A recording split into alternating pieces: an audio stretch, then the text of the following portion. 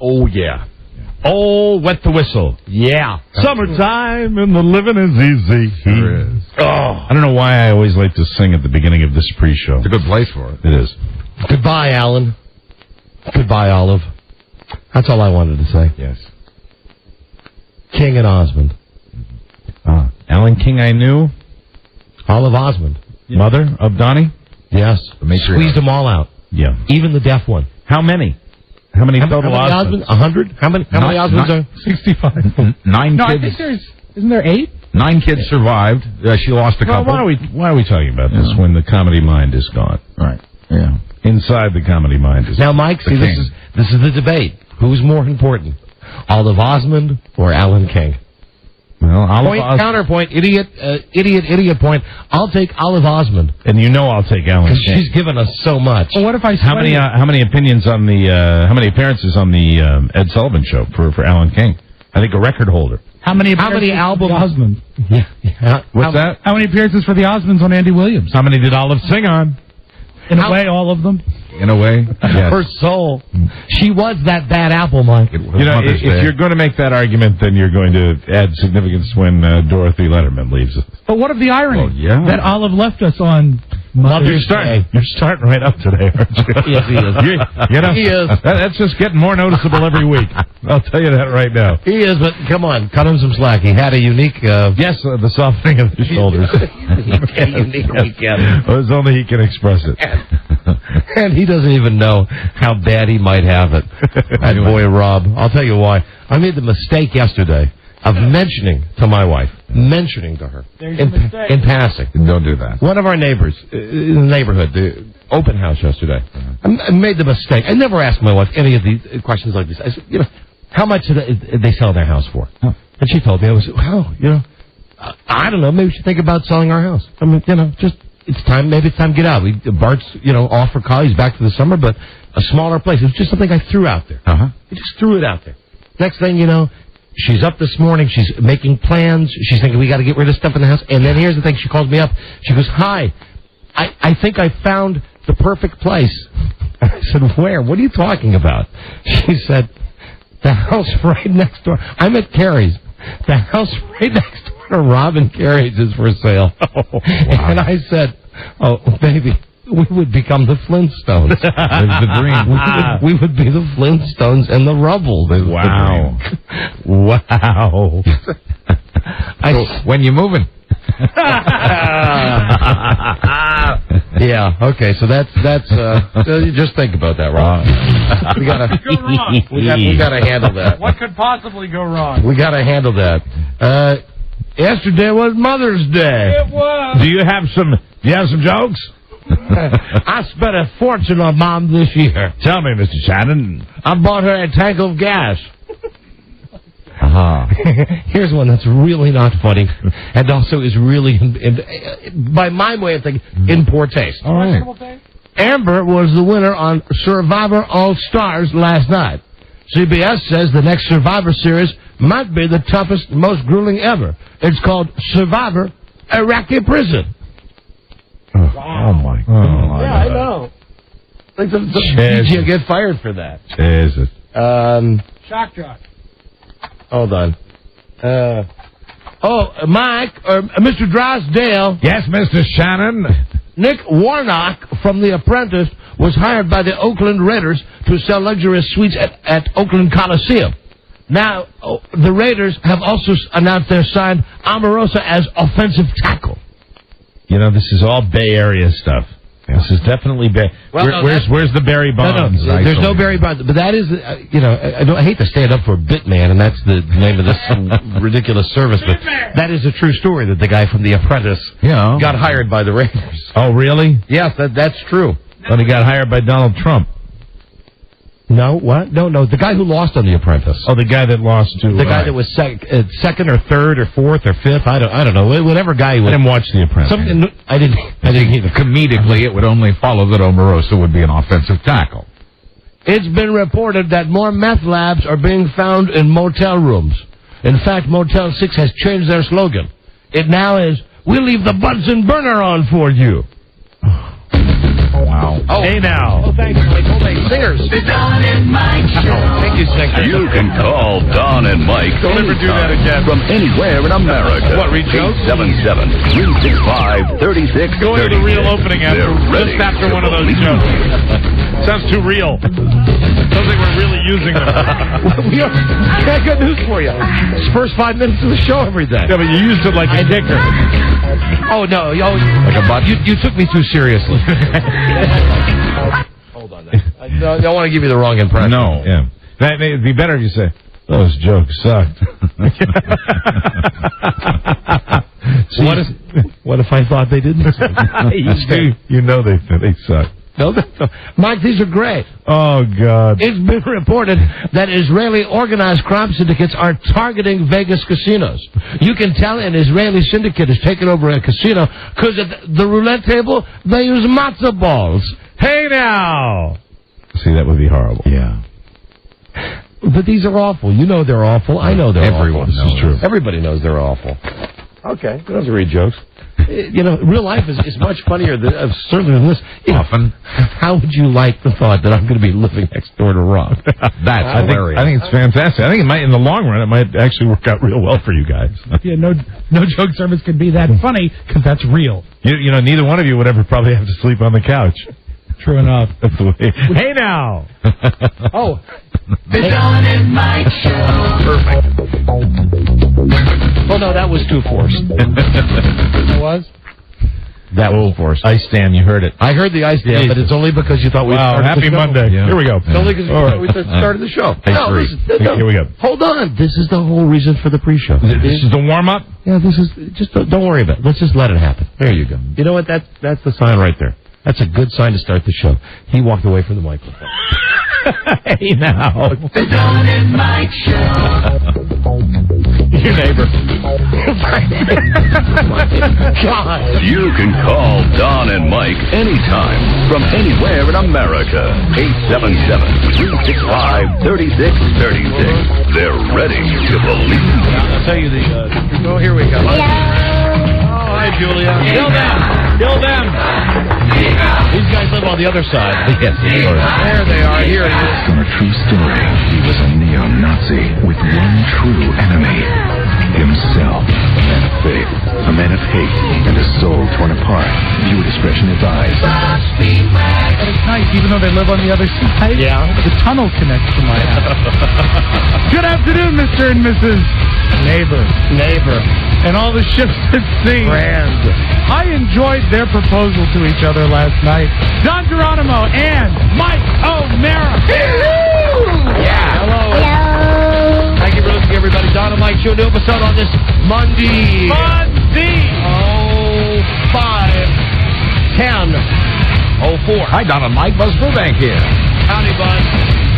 Yep, it's May 10th, 2004. Yeah. Call us from anywhere in America, if you please, at 877-365-3636. From Canada, always be calling 800-636-1067. That's a different phone number because you're in Canada. Washington, D.C. on WJFK FM, 202-432-1067. This whole thing about moving in next to Rob is highly premature. It was just I just got the call an hour ago. I'm just reacting to the call. Nothing's been done. No house has been sold. No house has been bought. No, nothing has happened. Nothing has happened. Why are you telling? You seem concerned. I think it's. Are you concerned of appearances? What are you worried about here? I mean, it's a nice house. Rob lives in a nice neighborhood. Yeah, Rob has a nice neighborhood. Sure. Yeah, Rob has a very nice neighborhood. It's just a lot. It just started with me mentioning this is why. Don't think out loud. They want you to talk to them, right. but this is why you really shouldn't talk to them. This is why you shouldn't. So you're saying you made it. You mentioned in passing that it might be because your neighbor's got a good price on their house. Yeah. It might be a good time. It is a seller's market. Yeah, blah, blah. And now look what happened. It is. Look what happened now. Look at this. Now the next thing, an hour later, and listen, who knows? Maybe I will end up living next door to Rob. Of course. It's the way it should be. But the natural order of things. But that is certainly the last thing that I would have thought she would have come at me with. The last thing. And also... Now, there's always that possibility. Do you think she's playing you a little bit, or what? No, she said to me, listen, and she didn't call me up and say, hey, we got to buy this house, blah, blah, blah. She just said, the house next door to Rob and Karen is for sale. I said, yeah. She said...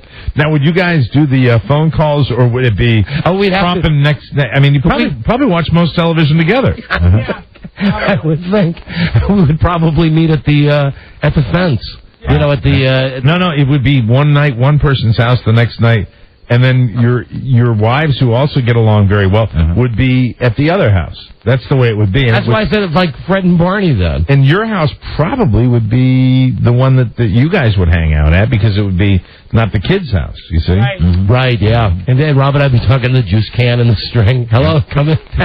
Well, you could use... Did you see that? You could use walkie-talkies. That's right. You know the kind people use in shopping malls? I know we could. Anyway, it was just something that my wife threw out. It's something she threw out. You like it. You like the idea. I can tell by the way you're reacting. Hello? You're saying you deny it, but you like the idea. What? I thought it's closer in, it's smaller. We were talking about downsizing, Yes, I know. moving a little closer to town. I know. I know. Listen, you know what you're going to end up doing, and you keep in mind that there are people whose lives and feelings are at stake here. You're going to make me play a game of chicken with you on this, and my game of chicken would be... I'd like to live next door to Rob. There you go. Your move. So, Mike, kind of like... looking for a house too? Well, no, because it's really not a buyer's market. If you're selling and buying, it's a great thing. If you're just buying, it's not a buyer's market. Yeah, but you have to. I mean, you plan on buying, don't you? I do definitely plan on buying. Well, there you go. You might want to buy our house, and then we could buy the one next to Ron. Oh no, honey, that's too much. Like that's too much stuff in family. You don't do that. You don't give our house to Mike. I think it's a lovely idea. Why not? Well, I couldn't. I'd love to be closer in. I hate this traffic. I couldn't gouge Mike. The way I would gouge whatever sap it is. If we did happen to sell this house, I wouldn't. Your house is out of my price range. I couldn't gouge Mike. I was talking to my business partner, the guy that I do a lot of work with, is in that business, and he's telling me it's an incredible market right now. You put your house on the market, bam, it gets sold. Anyway, here's all I'm saying to you, honey, and all of this. I know we're just talking, but think about it. I'm thinking unorthodox, incidentally, and I'm seriously thinking unorthodox. You're buying a church? No. What? No. What? No. I'm not even going to say it. I will think way too much crap. Say it. Say it. I am thinking seriously about an unorthodox way of... hold on. I might go with Frida. Frida said houseboat. Is that what you said, honey? Yes. I'll go with that as well. Yeah. That was it? Yeah. I Why not? You too well. How did you know that, honey? Why not? I know him. A good guess.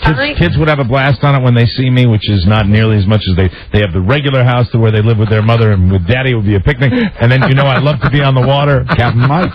I could take it. I could take it up to Maine. That's funnier. That's funnier than me living next door to Rob. You living on a boat. In a few years, when you retire, you don't even have to sell your house. You just move it south. I just take it down, and it'd be big enough where it'd be small enough where I could transport it. I dare you. I'll buy the house next door to Rob if you buy a boat and live on a boat. I don't care if you buy the house next door to Rob, but I'm serious. I was looking at it the other day, and I was like, man, there's so many amenities in those boats now. A lot of people do that. And the tax benefit is amazing. Yep. Oh, darling, listen, make no mistake that whatever we do, as always, you call the shots on that end in our life. It works out great. But, here's the thing, and I also mentioned this to her last night. This is another reason you shouldn't say anything to your wife. He said, you put all this money in the house, like you have the bathroom done and all this other stuff. I asked you this question 6 months ago, and you said, no, I don't want to leave that house. Well, And now you throw it out there. Well, only because I said one thing to you last night. I know, but I told you 6 months ago it was a buyer's market. It's the biggest buyer's market. Well, it's always a buyer's market. Come on. I told you 6 months ago that I said, so make your choice. Do you want to stay here? Do you want me to work on the house? But you didn't give me the option of living next door to the Spiewaks. And let me warn you that this is not the last thing that's going to be done on this house. But, if we stay here. Buddy of mine's in the business, Right. put a house on the market on Saturday afternoon. They had a contract about an hour later. They go that fast? And they signed, sealed, and delivered by Sunday morning. What I just got was a threat. You hear that? What I just got from her was What was a threat. her threat? Here was the threat. Know this, that if we stay in the house that we're in, she's going to spend more money on it. I got more plans. So either move or there'll be more construction guys. Yeah, and I would. Yeah, right. I'd like a small house. I mean, I don't. Our days of having a big house Listen, are done. just do it. Do it. Sell our house, buy the house next door to Rob and Carrie. Do it. Let's have you in by Friday. Hi, neighbor. Hello. Well, the only downside is I can't sell this house till the bathroom's done, and so that might be 3 weeks, honey. 3 weeks.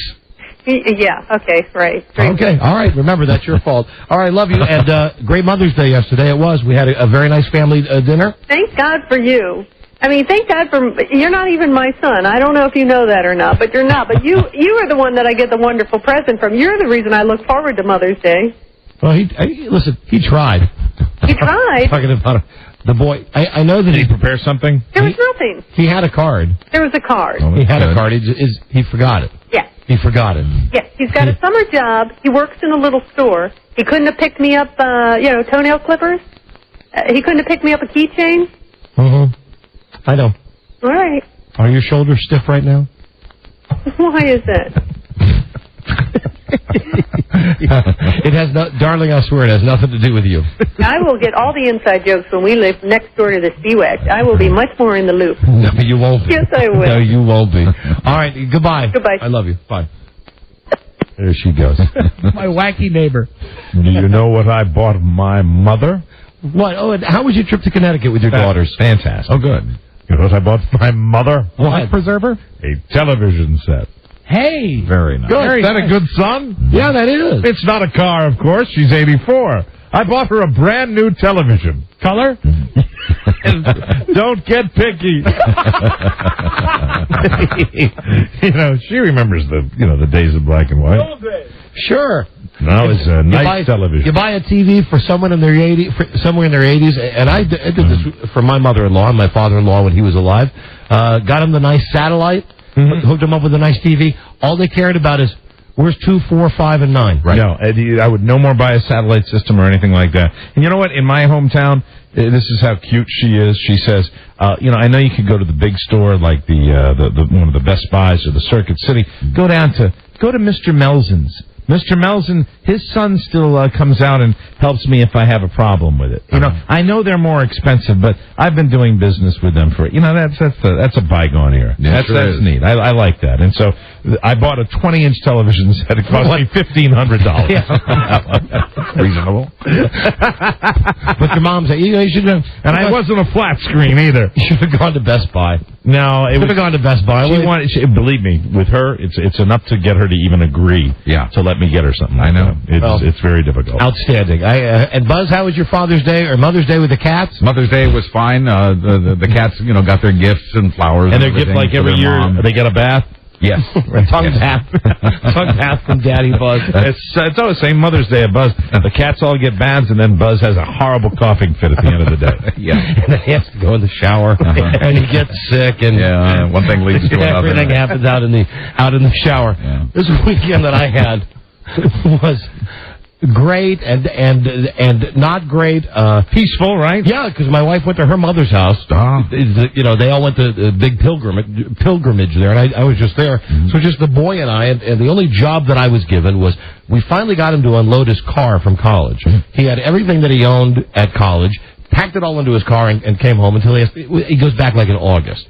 So we kept saying, get this crap out of your car. Right. So it is every piece of clothing that he brought with him, plus whatever he got when he was down there. And he goes to thrift shops and buys junk all the time. Sure. I think maybe 17 loads of laundry. Wow. That were done by my wife and 17 by my wife, myself, and my son. And the job that Frida gave me before she left to go to her mom's for the day on Saturday was all of this stuff has to be put away by the time I get back. That's what I want for Mother's Day. And there were piles of stuff. all over our house with my kids' clothes. And he waited and just kept putting it off and putting it off. The instruction was to your son, not to you. No, yeah, but the instruction was to my son, but really I'm there with him. Your job to get it done whatever way you get it done. Right? Yeah, and the way that I got it done was the first day I said, hey, come on, you got to do that laundry, pal. Do the laundry. Dad, I'll do it. I'll handle it. Dad, didn't I tell you I'd handled school? Dad, didn't I tell you that I'd handle getting a job? I'll handle it. Well, it gets to be, yesterday is 3 o'clock. And we're going to dinner in a couple of hours with Mom. So I go upstairs. I go, hey, hello. Where are you at on this? And I love the tone that I get from my son. No matter what I could say to him, today it's beautiful, sunny, 95. I could say, man, it's great outside. And the first thing he would say was, no, it's not. Just because he's at that know-it-all stage. Right. I go, hey, come on, bud. Get going with this clothes. Stop making me break your balls here. Hey, and then he raised the voice. Dad, I said I would. I said, okay, you've been saying you would all weekend. Do it now. And then, ends up with me going, see what you made me do. Do it now. you made me yell at you.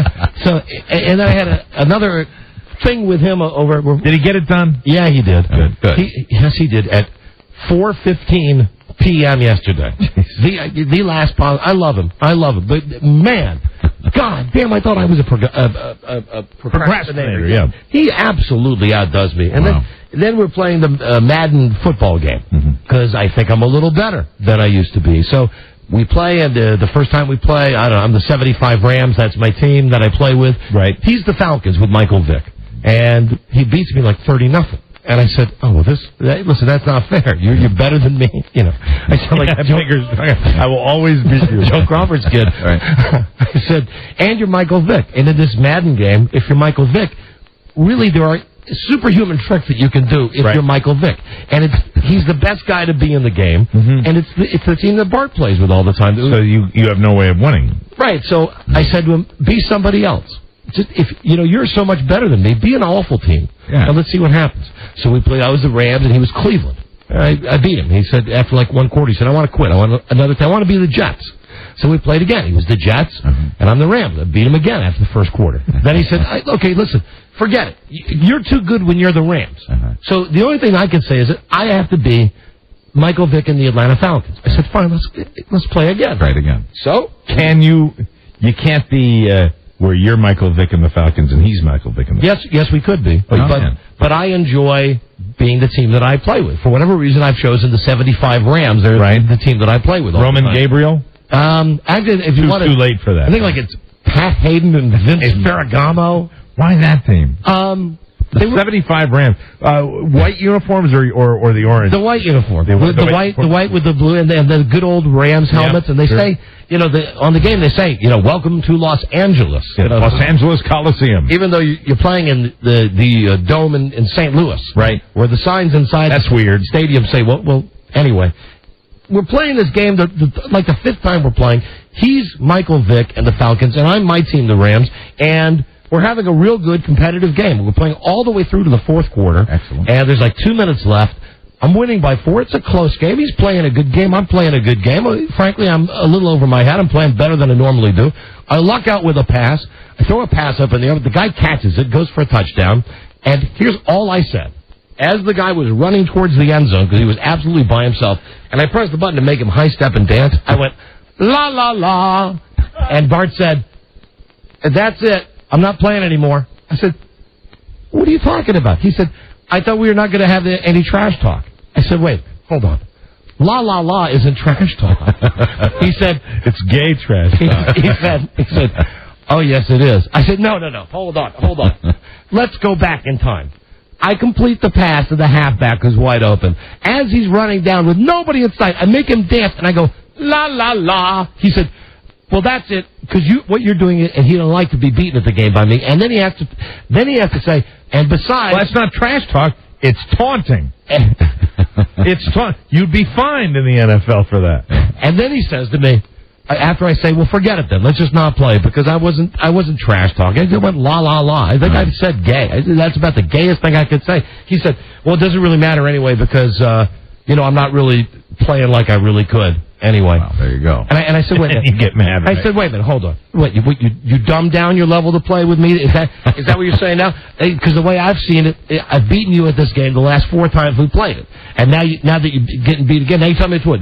Because your poor father can't play this game and you have to play like at a retarded level? And he said, well, yeah. And I just said, let's not play this game anymore. Right. Let's just not play this game Well, that anymore. ended badly. No, it didn't. Because then he came back. He and I are the same.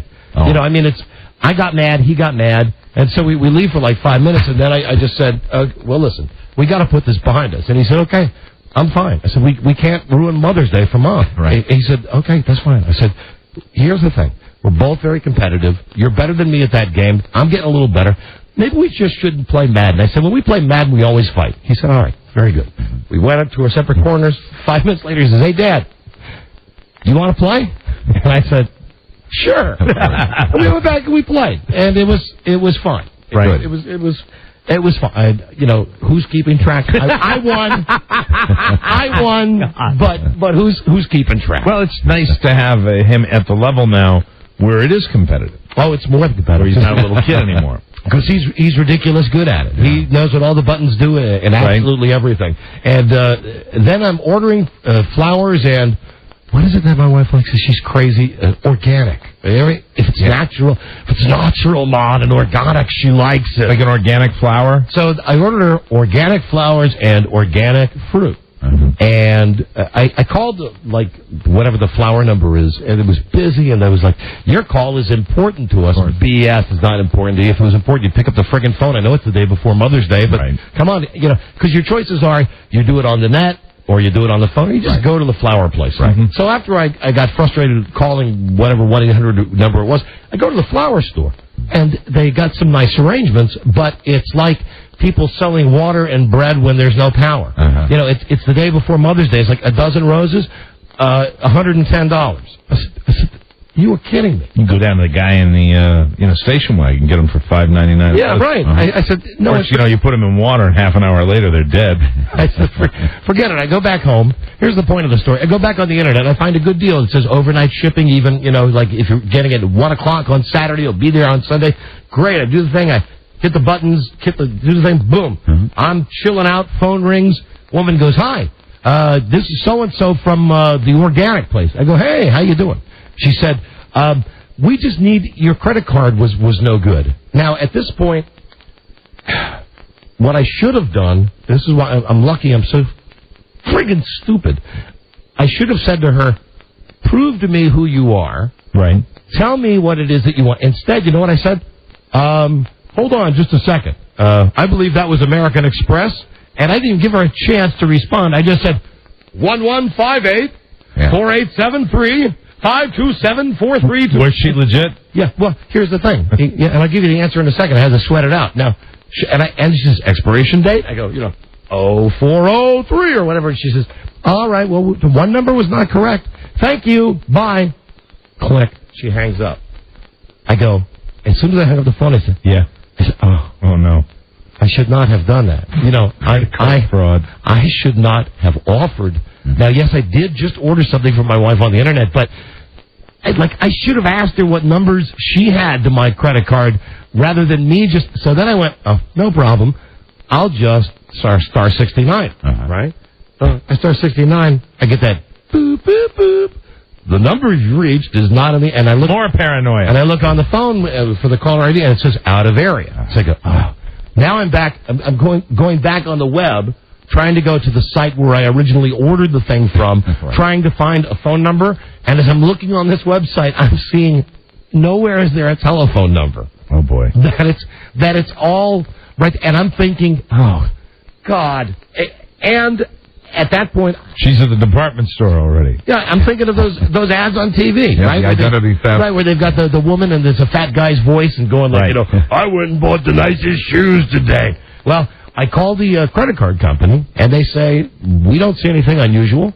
They do you see anything from an organic flower? And nothing showed up yet. I went, okay. She said, we'll keep you abreast. I said, oh, man. Okay. So all day, I'm waiting, and these things never show up. It's 5 o'clock and they never show up. And I'm thinking, oh, I'm such a dope. Somebody just bought a Learjet and is flying to Guatemala now on my dime. Oh, my God. Because it's 5 o'clock and my son and I are leaving to go meet my wife. She was working yesterday, so we meet her downtown to have dinner.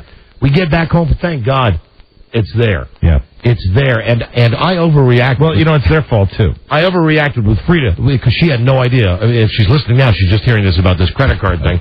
That for 2 days, 24 hours a day, I was convinced that I was just an idiot and just gave some shopper somewhere my number. And when we got home, I said, "Oh, thank God!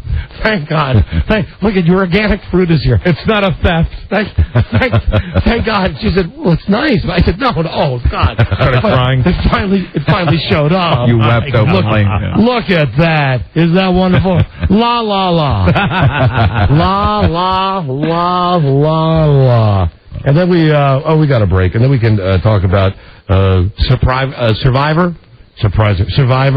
Sopranos. Yeah. You watching both? I watched the last hour of Survivor, and I watched The Sopranos, which I enjoyed it once again. I like the ending, I'll say that. Yeah, it was, I'm enjoying The Sopranos probably a little more than you are, but I'm enjoying The Sopranos. And well, I dig the fact that I recognize the fact that Tony has issues. Yes. It's just, you're not talking to a retard here. I understand Tony has issues.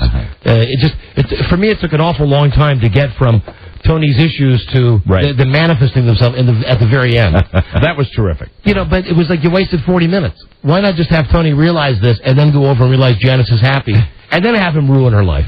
It was a lot of different layers with The Sopranos last night. As long as...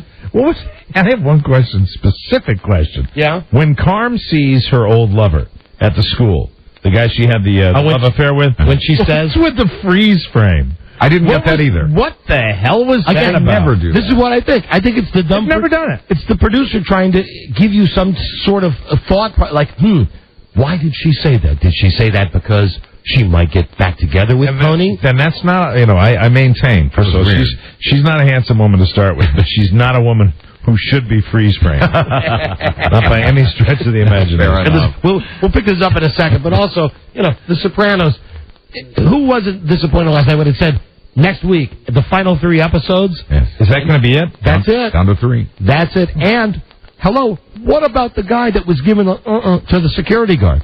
What about that guy? Yeah, meanwhile, he's at Bada Bing watching the strippers. Yeah, watching Tony beat up that same guy that Tony beats up like every 3 years. We've established the fact that he's bisexual. And what about Meadows' boyfriend? Where's he gone? I don't know. He wasn't in the episode. This is typical of this show. Over the years, if you look at the years it's been on, there are many unresolved storylines. It's just that they go away long enough, they hope we forget them. Well, I didn't forget. I know. You never forget. I didn't forget. Right, never forget. Hi, this is Wolfram Jurecek Hi, Wolfram. from Germany. Hi. Never forget We won't. the Don and Mike show. One call for the break. Lisa, you are on the air. Lisa. Hey, I'm here. Hold on, please. Here you go. I got the tape for you. Lisa, you are on the air. Hi there. Hello. Hi. I just want to let you guys know that it has to do with the director. I think his name is Mike Figgis, Figgis, who directed that episode. And his directing style has to do with that slow motion. Did you call about the director one other time? No, I didn't. Are you making this up? No, All right, hold on. Hold on, please. Then say hello to a guy named Kevin who says it's another thing. Kevin. I just think it's a homage from Goodfellas, like when they do the flash. I don't know, they do those freeze frames. I think you're both nuts. I don't buy either one. No, I'll tell you why. There's a television board, a forum called televisionwithoutpity.com. Hold on. You're talking about the internet? Yeah. And it dissects every episode. Okay, and so everybody was wondering. Hold on. What was that site you were talking about? Television without Request denied. No chat groups allowed. This is radio. This is the Don and Mike Show. Maybe you've heard that they are starting to ban handheld cell phone users when you're driving. It's illegal in New York. It's about to happen in D.C. Don't live in either of those areas. Well, you'd have to live in the Washington, D.C. area to be hearing us right now. Never mind. Get hands-free car phoning with OnStar. It's not only an amazing emergency and assistance service in GM vehicles, it also gives you a cell phone embedded into the vehicle. I mean, it's wedged right in there. So it's always there. It's always charged, and there's nothing to hold. Don't live in either of those areas? So fast. 30 or 40 other states are considering the same law. And the commercial, they want me to talk about this law that they think is going to be passed saying that you can't use a handheld cell phone. It's so easy to press the white button for OnStar. You just press the white button and the lady says, hello, OnStar, and you say, call home. And then because you've stored the number, they call home. If anyone asks who you're talking to on the phone, just reply, do you see any phone? OnStar calling. Personal calling available in most markets. Well, it should be available in this market, you dummies. Do it in commercial. The Don and Mike Show. Key Rice. WKK. This is the Don and Mike Show. As far as I don't like the Jews, which is bugs, I get my hair cut on the Calb Avenue. I ain't never been in the barber shop and heard a bunch of brothers talking about Jews. Black people don't hate Jews. Black people hate white people. We don't got time to dice white people up into little groups. I hate everybody. I don't care if you just got here. Hey, I'm Romanian, you Romanian cracker. The Don and Mike Show. Featuring new dimensions of hatred. The Don and Mike Show. Oh, the FCC and all. That's pretty much the last there who we got left. Good old-fashioned hatred. Listen, before we move on, let me ask ye, I know that, Mike, you went to see your dear sainted mother, my mama in Connecticut, yesterday. My mother-in-law, I hooked her up. Buzz, you hook up your mom? Yes, I did. My stepmom and my mother-in-law both got phone calls and cards and presents for Mother's Day. And I know, because he's going to be my next-door neighbor, or I'm going to be his, I know that Rob spent some time with Sharon, with your mom. Good. Your mom and dad together, making a rare unscheduled appearance at the Speedwax. Yeah, it was one of the odd appearances when my parents are actually together, and it's great to see them because they actually get along better than Carrie and I do. And we got her a wonderful sentimental Mother's Day gift. You should mention, Rob's parents are divorced. Yes, they are. Which is why it's funny they get along better. Right. We haven't talked about that in a long time. You didn't know that Bob and Sharon are. Yeah, it was a funny weekend, and I got her a marvelously sentimental Mother's Day gift. I got her 7 Marx Brothers movies. There you go. You know what? Like me, she was delighted. Oh, that's good. We had a nice Mother's Day. So here's the question for you out there listening to the radio right now. Is there anybody out there that did not call their mom yesterday? Don't feel bad about it. I mean, there were lots of years, I wish I could say, my relationship with my adopted mother, you're going to have to throw that out freaking window. That can't be part of the curve. No, because I don't call her because I hate her. Well, fair enough. You would the gentle term for it would be you're estranged. I hate her. There we go. Gentle but inaccurate. I hate her. And as long as we're talking about it, the more I think about it, sometimes, like I was looking at myself in the mirror today, I'm really not a handsome man. I look at myself in the mirror and I think, oh, hey, now, come on. Don't get me started on that argument. Listen, the mirror don't lie, okay? So I'm looking in the mirror, I'm looking at me and I'm going, God, outside of my kid, who thank God was not blessed with my nose or my gigantic neck, there's really nobody else in the world, Bart and Amy, my daughter, that I know anything about. I'm not saying like, oh, woe is me, I'm having a pity party.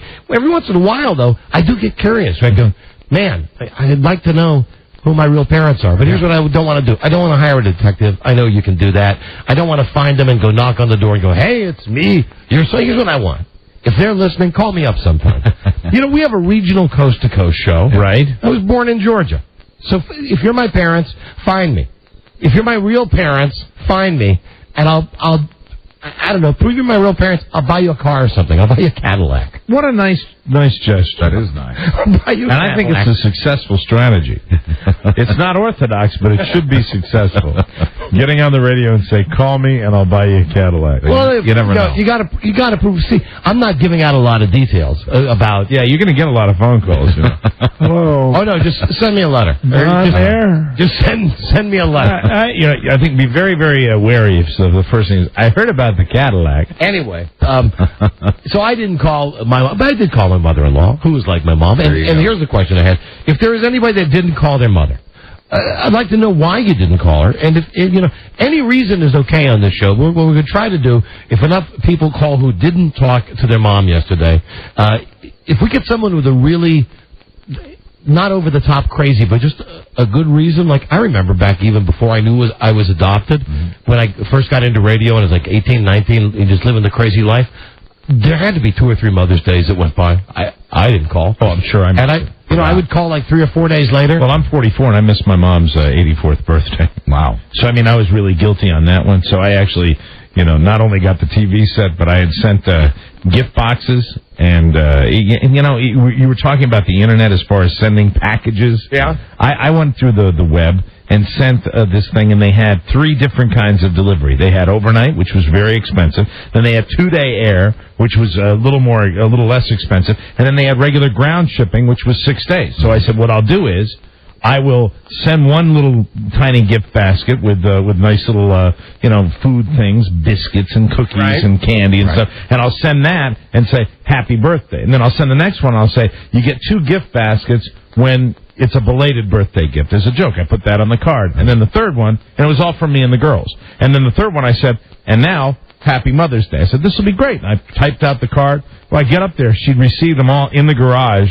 7 days later, all simultaneously, and each basket said, Happy Mother's Day, with nothing, not from me, from Mike and the kids. Your note was gone. It was, no, it was printed up there, but some incredible CF occurred with the gift baskets, and, I still don't trust that Internet for ordering stuff. Oh, I do. You do.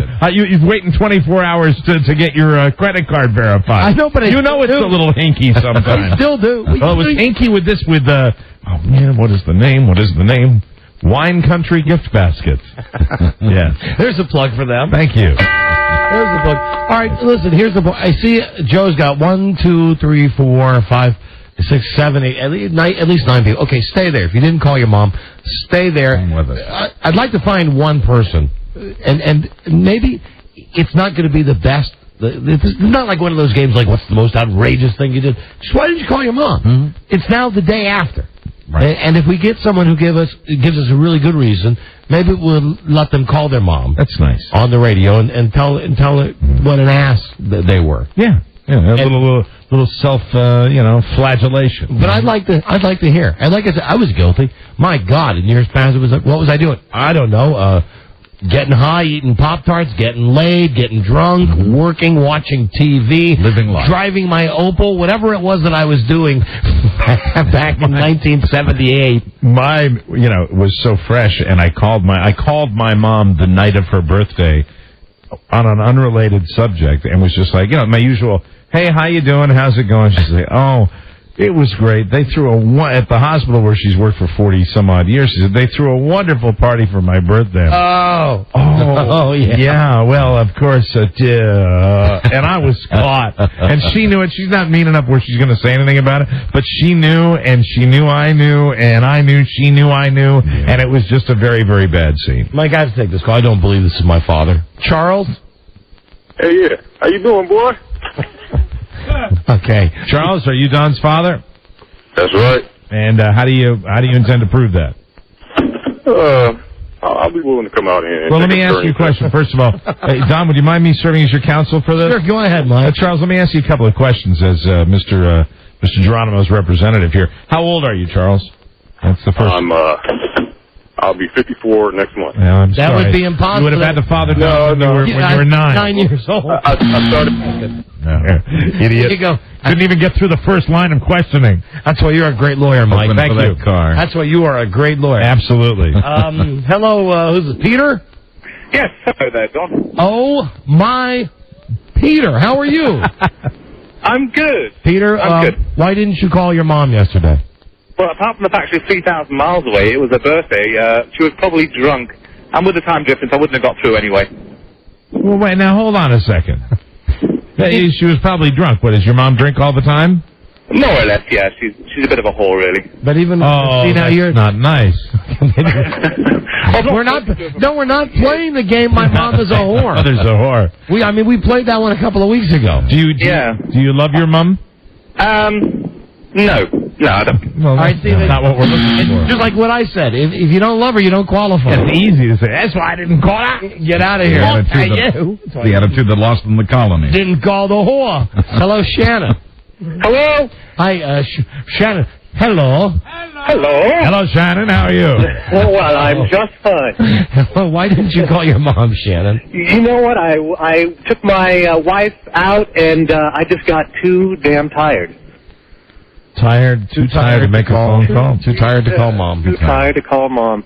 I am too tired. And you've still not called her. Where are you calling from? I'm calling from Stockton, California. Right on. So it's almost Sacramento's armpit. so it's almost 1 o'clock in the afternoon out there, right? Yes, sir. And does your mom live close by? She lives in sunny Florida.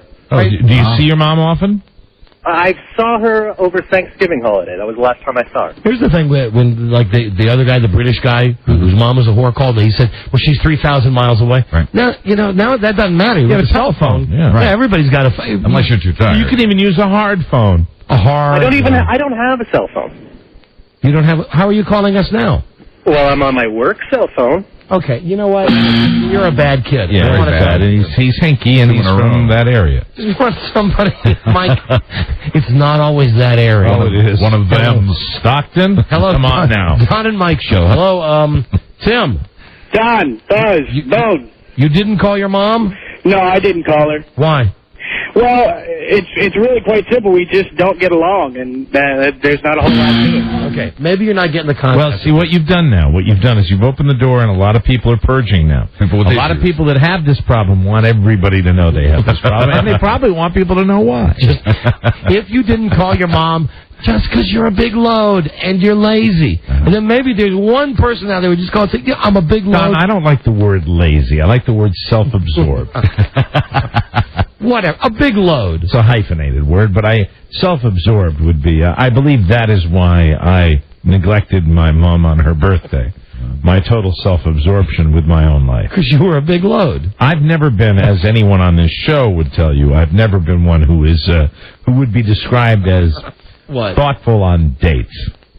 In fact, you can drum it into my brain up until 24 hours, and I can still manage to forget it. I've never been good at that. No, it's the truth. And it's terrible.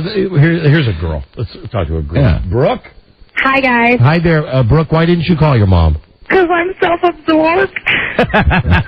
You can't say I went jet skiing. You can't say what Mike just said, though. But I'll tell you, no, it's not entirely my fault. I was supposed to call her when we were back from the boat, when we were back jet skiing, but one of the guys in our group outran a cop, and I swear to God, he did on his jet ski, and we had to go pick him up in Maryland from jail last night. I didn't get back until 10:30 last night. Obviously, then he didn't outrun the cop if he... Well, no, he didn't outrun him after the cop pulled a gun on him. He stopped. So, you mean a cop from like a police boat? yeah, I told you in they were out making rounds in Ocean City. Remember I told you one time I got stopped by a cop on a boat when I was on my jet ski because I was going under the Route 90 bridge where it says no wake. Wow. And I looked around, it was like, I was going through. It's like a speed trap. And they, I guess if they pulled a gun, they were pretty, did your friend imagine he got in pretty big trouble? Yeah, he had 5 tickets, eluding the police, endangering other people. You know, I can see really that if you're on a jet ski, you think it's like a little game, that it's not real cops. They don't even make jet skis. This particular one he was on is the fastest that's made. In fact, the Coast Guard put a stop on it. They were only in production for a couple of months. Hey, this sounds like a great guy you're hanging out with. You know, he's a client, actually. What was I going to say? What, are you a hooker? No, I'm a pet sitter. A pet sitter. All right, like I said, you're a hooker. So hold on. With all this, why didn't you call your mom today? Oh, my God. My poor mom, she's called twice, and she says, honey, I think something's wrong. And I know it's because I didn't call her yesterday, and I've just been waiting till the end of my day. I've been doing all my rounds so I could actually take the time. No, I've been trying to just sit and take the time so that I could say, Mom, I'm really sorry that I love my mom. Now you're lying to us, too. Yeah. It's all about you. It's not all about me. It's yes, all about my mom. The only reason why I called is because I want to call her and just say I love you and I'm so go sorry. ahead. You have our blessing. Go ahead and call her. Go ahead and call her, but I'm not going to give you a prize. No. Who do you think you are, Amber? Amber. Goodbye. You would have known that if you weren't in jet ski jail last night. Okay. Okay, bye. Bye. Bye, then. That's a timely little survivor. Bye. Thank Bye, you. then. We'll find somebody out there, and then we'll call the mom. Just someone out there. Just listen. Don't have to draw you people a map, or maybe not such person exists anymore. Just someone who just didn't do it. Just didn't get around to it. I mean, and the reason, like, if you would have asked me, well, Mike, no, I'm going to do what I get mad at you for. I don't want to give out what I think would be an acceptable story, an acceptable reason. I mean, but what's wrong with just saying, hey, I didn't call her. I just feel like calling her today. Right. Not that you hate your mom. Right. Not that you think she's a whore. Just, you didn't call You're her. just looking for somebody thoughtless and boring. Well, yeah. Joe and Jay. How are you? I bet he called his mom, though. I bet he did, too. You bet your ass he did. Weekend's here. Have a can of beer. About Joe. Yeah? Do you know that Joe Mose goes on the road this weekend? Jomo, which is, of course, Joe Man on the Street interview. Joe is excited about this. Joe's going to Richmond Saturday night for NASCAR Under the Lights. Yeah, I think this might be the best Joe Mose ever. And Joe has an actual NASCAR pass, right? The press credentials, like a pit pass. So yes, Joe will be all over NASCAR Saturday night, and you and your next door neighbor will be coming up with some lovely questions for him. Oh yeah, and with the NASCAR fans, Jesus, who knows what we can come up with? Fantastic. That's Joe Mose coming this weekend. Mike, you mentioned Amber. Anybody that watched Survivor last night, you had to want to puke when Boston Rob. First off, this dumb Amber. She's wearing the shirt with the cut-off sleeves, and she's painted on it, I heart Rob. Yeah, she gets a great response from the audience. Like, boo! Oh, you know what was so great about the audience? Was, did you stick to the very end when they announced the big surprising twist? Yeah. When Jeff Probst says... Which everybody knew they were going to do anyway. The world's luckiest man, Jeff Probst, says... And now, because we told you there was something special, we're going to allow you to select one of these 18 people to win $1 million, and you are going to get to select them. There's a live audience at Madison Square Garden. They go, yay! And he says, here's how you do it. And they put up on the screen, just text message your choice, and all of these people, 3,000 people, boo!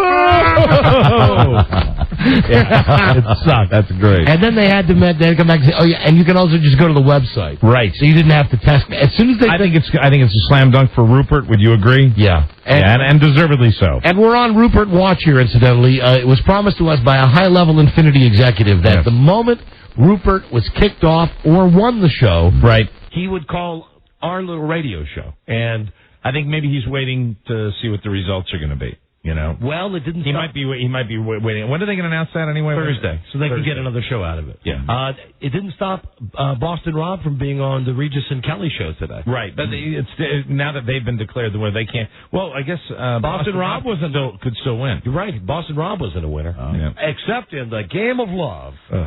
So that was just. I'm surprised they got out of that Madison Square Garden alive. Buzz, I know you don't watch Survivor, and I'm sure you've heard this, but it was just the most. This guy Boston Rob, who incidentally, Mike, does nothing for Red Sox. No, he does not. He is. If you wanted the picture of who's the average idiot, if you want a reason to hate the Red Sox, I hate that. I do hate that. Which is 75 when Biscuit went out. This song could have been done by Boston Rob right here. Boston Catholic will give up meat for lead. Come 78, you'll hear Bucky bleeping dead. Remember we had this dumb rap singer on the show? God. I think you'd find that if you took a poll of all Red Sox fans, myself included, even though he was wearing the hat, we'd tell him to take the hat off. Take the hat off and throw it in the water because you don't want him. Because I hate the guy. He's got that dumb Boston/white trash/ I'm smarter than I think I am attitude. And she's a cute girl, although obviously just dumb as a box of rocks. Not so dumb. They tell you not so dumb that she didn't win the $1 million. Well, either way, if he would have won her, she would. I mean, they had a bond, but but I will tell you can talk about dumb all you want, but when you really want to talk about dumb, that doofus. Which one? Big Tom? Big Tom. Big Tom's the dumbest. God. Listen, Big Tom consistently... How about Big Tom when they tried to get him live, in front of that audience? When he's my family, Listen, on Survivor, the deal with Big Tom is that he's so retarded, You have to love him. Did you see when they brought the episode when they brought everybody got to have a member of their family? Yeah, and they brought his son, who was kind of a carbon copy of him. And his quote was, Big Tom's quote was, "He said, you're glad to see your son." He said, "I wish it would have been my wife or the daughter of my next door neighbor." He said that. Nobody stopped to question the fact that he said they're down deep in Virginia. So they're starting, and before they even decided who's won and who's lost, dope. Boston Rob says, "Amber, we've been through a lot, and no matter what happens, I love you so much, and won't you please marry me?" Yeah. How about the parents all hugging and all that? I was ready to barf. Yeah, the world's luckiest man. I mean, really, he makes Ryan Seacrest look talented. This guy, Jeff Probst, he goes to the audience, and he's so bad. Yeah. He's so bad interacting with people when he's not just ordering them to crawl on their bellies and be the first to grab the red tile. Right. There's Amber. She's got 6. There's Big Tom with 6. Come on, a monkey could do that. So he's got to talk to the parents in the audience. Yeah. And Amber's parents. Right. And he's saying to them, "How do you feel?" Right. And there's not a microphone. How about, because they're not bright enough to have anticipated this. And, I don't trust it. I didn't trust any of it. I think they all knew. I think everybody knew. I think they have to allot time, specific times on network television, down to the second. This is true, too. They had to know something was up. They had to know. Oh, with Boston Rob? Absolutely. And Amber, sure, because she had the shirt on and... Yeah, but I think they knew about I think they knew about all of it. So they go to... Did you see her face? Because she's not dumb enough to lie. When they asked, "Did you know this was coming?" And she's like, I thought so. And then he jumps in, the great skilled liar that we don't know who he is. She didn't know nothing. We talked about it, but it was a decision that Jeff I made on my own. Why couldn't he have been Why couldn't it have been New York Yankee Rob? So they go to the parents. They go to the parents in the audience because these two idiots on the show, after knowing each other 30 days, they're engaged because they've been on an island on TV for 30 days. Right. And they go to the parents. What do you think? And there's no microphone on the parents, so her parents have to. They give. Finally, Jeff Probst, the great communicator, says, "Thumbs up." And they're on TV. What are they going to do? Say that the guy's a loser? So I have a question about Jenna, though. I have a question. Did Jenna fly in a supermodel to sit in for her last night? She looks incredible compared to the way she looked on the show. What that is the way girls really look. Right. She was obviously all made up, but now you know. And guys, let that be a lesson for you. You're out with some hot, beautiful woman. Right. Think about Jenna hell, not on day 35. Think about Jenna on day 5 of that show. Mm-hmm. She got those big, gigantic arms and hair. She got big zits, and she had that top of her forehead where the skin was peeling away. She looked great on the show last night, though. She did. But boy, you would just, I'm not advocating violence, but just on general principle, you'd have to hit her. That Jenna. Oh, God. I think so. She is just because she's so annoying? She is so annoying. Well, there are 3 of them. The last 3 were annoying. Once Rupert was gone, it was a bummer. And even last night when one of her comments... Really, when you add it all up, is there anybody on that show that's not a little bit annoying? And I include Rupert in that, and I like Rupert a lot. What about Richard Hatch? Annoying. They put me in Argentina. Here's what Richard Hatch says. When I was kicked off the show, they fast me away in Argentina so I wouldn't talk.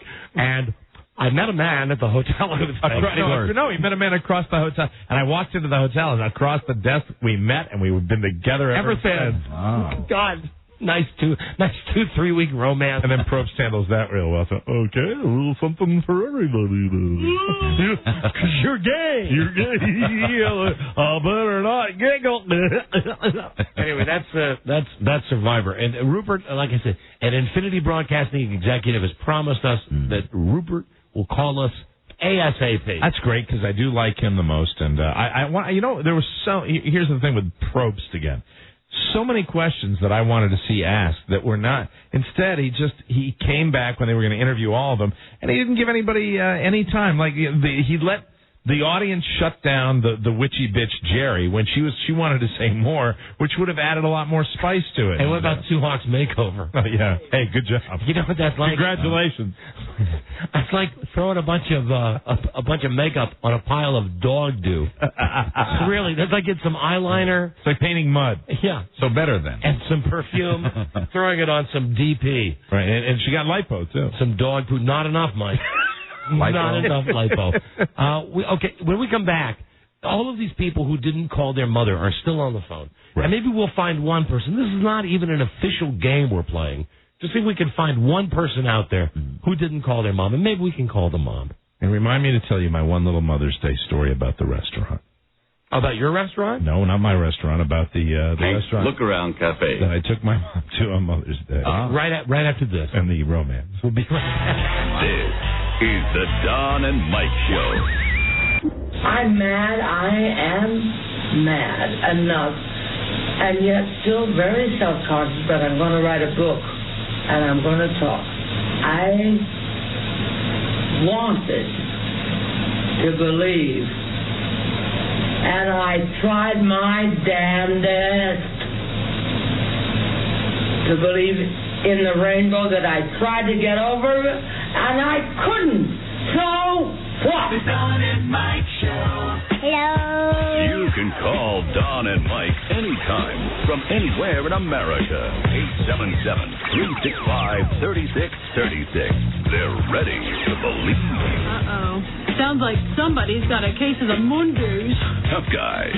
Don Geronimo and Michael Mera. Hey, tough guy. Tough guy. Larry King has a book out. It's called Why I Love Baseball. Yeah, Larry King. And we got a copy of the book on tape. And Larry reads it, I think. yes, he does. Wonderful. I see no need to edit it. No. I've been told it's boring. I've been told it sucks. I've been told that he fills time in this book on tape. And I guess in his regular book, he fills time by reciting lyrics to his favorite baseball songs. That could be a joy. Priceless. So listen, I won't have it today, but we'll have it tomorrow. The Larry King book on tape, Why I Love Baseball. Why I Love Baseball and Breakfast. Vigorous. Every day this week, Don and Mike. Hi, Larry. Don and Mike? Las Vegas, hello. They're based in Washington, D.C. Not on in New York, Don? Don and Mike? I love that tape. We love. That's our favorite tape of all. Don and Mike? Let's take a call. Cape, California. Hello. Hi, Larry. Hi. Don Imus. How you doing today? Love your radio show. Can you tell me what happened to Don and Mike in New York City? If they're not on live anymore? Are they back on? They were taken off for a while. Are they on or out of? Not on the air in New York, Don. Don and Mike?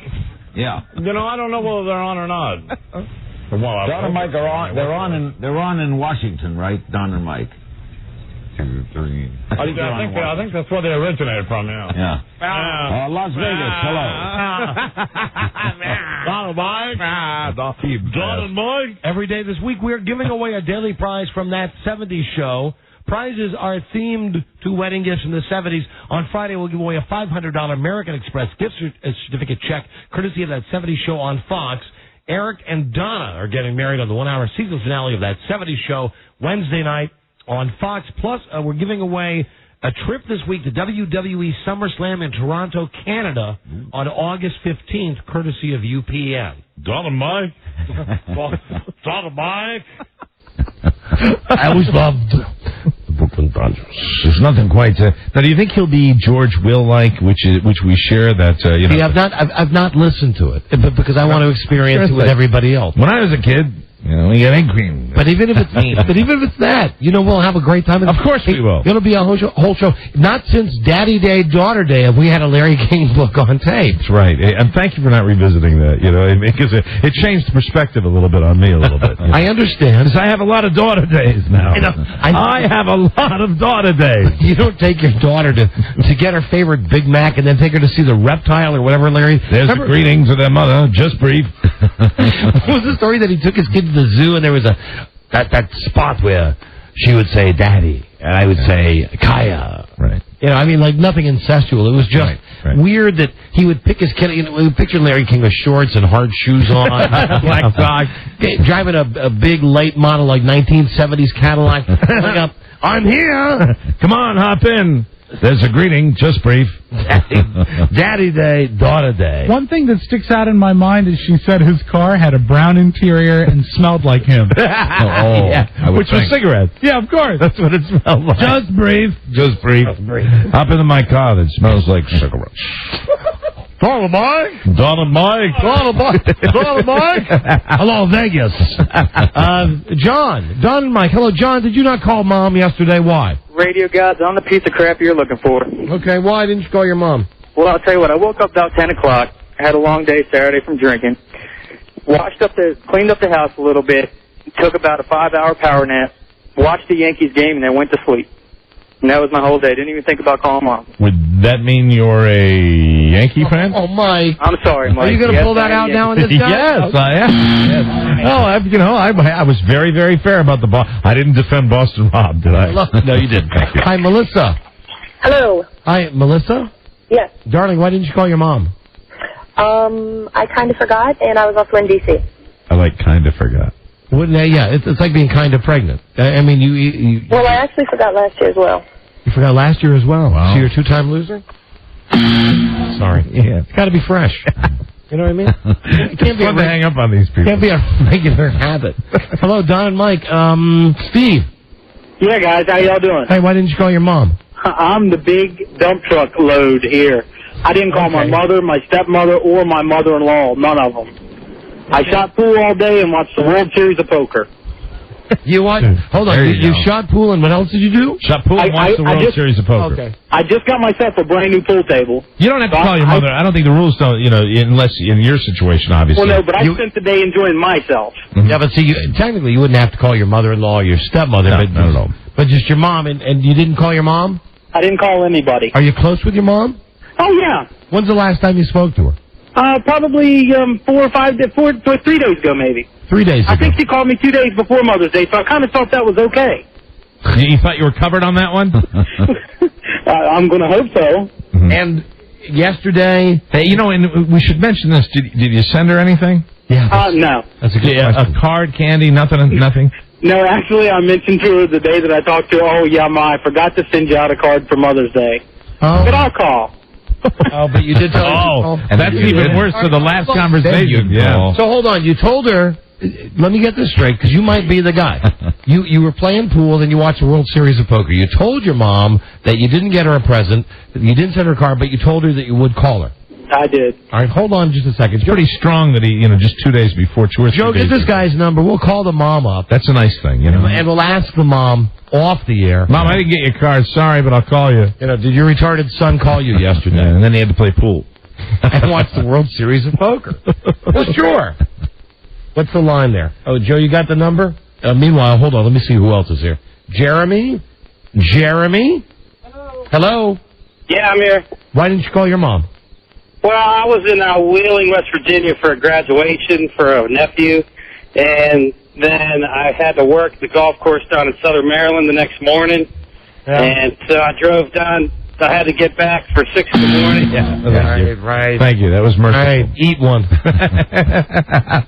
We're still waiting for the number. Hello? Jeff? Yes. Hey, Jeff. Hey, Don and Mike. Why did you call your mom? Well, I called her at a time where I knew that she wouldn't be at home and left her a message saying I was going to give her a call. And then I... Hold on. Okay, go ahead. Me personally, I like this right away. Because now this... I want to say... because he wants to avoid the conversation. From one sneaky person to another, I've done that. I swear to God, that's my MO. If I don't want to talk to somebody, and I know that they're out on their cell, I will call them. And I'm the biggest one leaving the message... Oh, I can't believe you weren't there. I have nothing but time to discuss these issues. I want to talk to you. Then you hang up the phone, you go, you schmuck, I'm never calling you back. Right. And you feel like the monkey is off your back. Yeah. Sure. Of course, it's your mother we're talking about. Yeah, I was going to say, it's a little different than that. But, I mean, is that why you didn't want to have a conversation with her, so that's why you left the message? No, my mom will talk about anything about nothing, so she just... No, that's when so you said no, but you're confirming what I just said. Yeah. So your mom just, like a lot of people your mom's age, just talks? Yeah, but She just talks about anything. She lives with her Well, her new husband's mom, who's 92 and complains about her all day. But you see, he started that answer that when I mentioned that Yes. specifically, he did the Dennis Murphy. He broke the Dennis Murphy rule. Oh, starting with no. Sorry. Okay. Sorry about that. Let's call. Let's see. Who is the guy? What's the guy's name? Boston Rob. No. Steve. Steve. Steve. Hey, Steve, are you there? Yeah, I'm here. Okay, hold on. What's your mom's name, Steve? Karen. All right, hold Karen. on. Hold on, please. Hold on a second. And Steve's mom's still waiting by the phone from yesterday. Sure. Steve, the previous conversation say I didn't get your card, but I'll call you. Yeah, said he would call, promised he would call, didn't call. Give me a second. I'll do this part off the air. Very good. Have the phone up to my ear now. Good call. Karen. She's not picking up. 3 rings. Maybe Steve knows that she's not at home. 4 rings. Maybe this is just more avoidance. Probably. No, Rob, I don't think she's passed. 5 rings. I don't think she regretfully has left us. 5 rings. now it's going through the machine. I know it. Hey, this is me. I'm sorry I couldn't answer the phone right now. I'm not at the sound of the beep. Leave your name. Okay. All right. No, you don't have to talk to her. We can leave. Karen? Karen, this is Don and Mike. Your son's an ass. And we're giving people that are irresponsible a chance to make up for not calling their mothers on Mother's Day. It would be nice if you were there because your son pulled the trick on you of leaving the message on your machine. When No. This is oh, no! This is the guy that he spoke to just a mere 3 days ago. Right. And said he would call, and he didn't call. That's the other irresponsible kid. I am so mixed up. Steve. Yes, sir. Steve, leave a message for your mother, Steve. Hi, Mom. I'm sorry I'm such a POS, but I talked to you a couple days ago. I said I would call you. I didn't send you a card or anything, but I dropped the ball on this one. I guess I end up on the short end of the stick, guys. And would you like to say anything besides beating up yourself to your mother? Well, I do love you, and I'm there. Okay, well, and how long? That took like 25 seconds into the conversation. Excuse me, I'm distracted. What is the music you put in? It's the theme song to the show, Karen. Like Karen Valentine? No, I don't think it had her. It was like a Gidget show. It was a Beach Boys song. I thought you didn't know it. Hold on. The mom's name is Karen. Karen is song for Karen. Yeah. Where do they sing Karen? It's at the front. At the front. Has anybody... Listen, I think I know a lot about TV. Ever heard of a show named Karen? I have not. I thought it was Pulp Fiction. She's a queen, she's a tantalizing teen, and Karen is her name. Karen is She's her a name. number and a rock and roll. Can't fault the boy for putting it in. The Karen song. He was thinking. He taps me on the shoulder, boy. Hey, machine number 2. Press the button. All right. All right. What is this? Karen. The Beach Boys were one of the hottest bands in America when they were locked in to record the soundtrack for this NBC teen sitcom, which premiered Monday, October 1964. It was canceled Tuesday. Yes. Okay. October 20th, All right. 1964. Neighbor, you got to pass on that one. Thank you. You got to pass. I just hope Karen's okay. It was, you could really hear the Karen at the beginning of the song. Yeah. Karen is her name. It sounded like like Pulp Fiction music. Exactly. Like that great. There's that great commercial with the guy out on the beach who goes. Is that the real guy? Yes, that is. That's very cool. What's the guy's name, Robbie? Dick Dale. Dick Dale, the guy that plays that surfing. Are we still on Karen's answering machine? I believe so. Oh, she's gonna love this. Steve, did you tell your mom? Did you tell your mom you loved her? Yeah, she knows I love her. That's good. Why don't you say it again? Mom, I love you more than anything on this earth. Oh. And why didn't you call her yesterday? Because I was playing pool and watching the World Series of Poker. Bingo. And taking care of her grandson. Taking care of her grand. Well, that's okay. That's decent. Now Where she is- knows. May I ask where baby's mama is? Well, she was at home, but as a matter of fact, I actually got her Mother's Day gift last night at 6:30 off of eBay. Wait, you got your wife's Mother's Day gift last night at 6:30 on eBay? Yeah, she's a first-time mother, been a mother since January 30th, a beautiful baby Zane. Oh, you got an infant, and what better way to care for an infant than watching the World Series of Poker? Wait a minute, hold on. What gift did you buy your wife on eBay? I coach first. Coach well, first. Steve, rest assured that I believe that Karen, weak from hunger, will enjoy this call. And hopefully, regretfully, she will not leave us. So what did you do? What did you do with your wife? Because you know what this sounds to me like? It sounds to me like your sister Kathy. I still remember the heartache that Thank you. I remember the Thank heartache. you for remembering that. This has got to be 10 years ago, Mike. And I don't know specifically, because you know I'm real bad on those kind of details. I know it was one time, and I think it was more than once it was done to me. Twice you did it to you. The picture? Once with a picture and once with a piece of furniture. Right. Where at Christmas, Mike's sister gave him a picture from a catalog and said, "This is what I got you." That's what's coming. And he never got it. Never. He never That's got how it. it works a lot of So listen, with your wife last night, when you get her the Coach purse on eBay, what do you pull a Kathy O'Mara on her? What do you do? I mean, you Kathy Parsley, Don, get the name right. What's her Kathy Parsley? Hey, how you doing, Kathy? Kathy Parsley. And we're still on Karen's machine. So what you did was you just print it out and give it to her and say, here's a page of what you're going to be getting eventually. No, she was kind of looking around wondering what was going to happen. Then I was so proud of myself. I ran downstairs and said, "Come look at this." And I showed her that I was the winning bidder. You are a load. You are you picked the right call. You are really a load. You're the worst. You. Now she can verify all this because she knows that in between the shooting pool and watching the poker, I slept on the couch. I didn't weed eat. I caught crap for that. I did absolutely nothing right yesterday. It took a while, but we did find a guy that was kind of. Oh, we got the greatest load here. What we're looking for. Self-absorbed. And he gets all excited, because he spent 8 seconds going to the computer. Hey, now my wife is home, so you can call her. She will verify all. Look what I got for ye. All right, listen, hold on. Give your home number to Joe. I'd love to call your wife. Hold on a second, and let me tell you. Dear sweet Karen, still on this answering machine. Weak from hunger. Now listen to this. Happy Mother's Day. Not from your son, from two men who love you, Karen, Don and Mike. Amen. We're sending you a Toshiba Color TV. Right. Courtesy of Fox's That 70s Show. Wow. You might like it if you're in your 70s. Tune into That 70s Show. Wonderful. You might like it. It's a show about people in their 70s. Absolutely. On Fox, Wednesday, May 19th, for the one-hour season finale of That 70s Show. Yay. So anyway, we're sending you a free TV. Don't worry about it. It's from us, Don and Mike, because your son is such a schmuck. Right. And happy Mother's Day, Karen. Yeah. And way to go with that TV show. Bye-bye. 70s Show. And now... Starring Wilford Brimley. Let's see. Hey, Steve, which number is your wife at? She should be at home right now. She was out running errands for me today, so... Sure. Yeah, running errands for you. What are you watching? I'm actually watching traffic. I'm on 95 passing Dumfries. All right, hold on a second.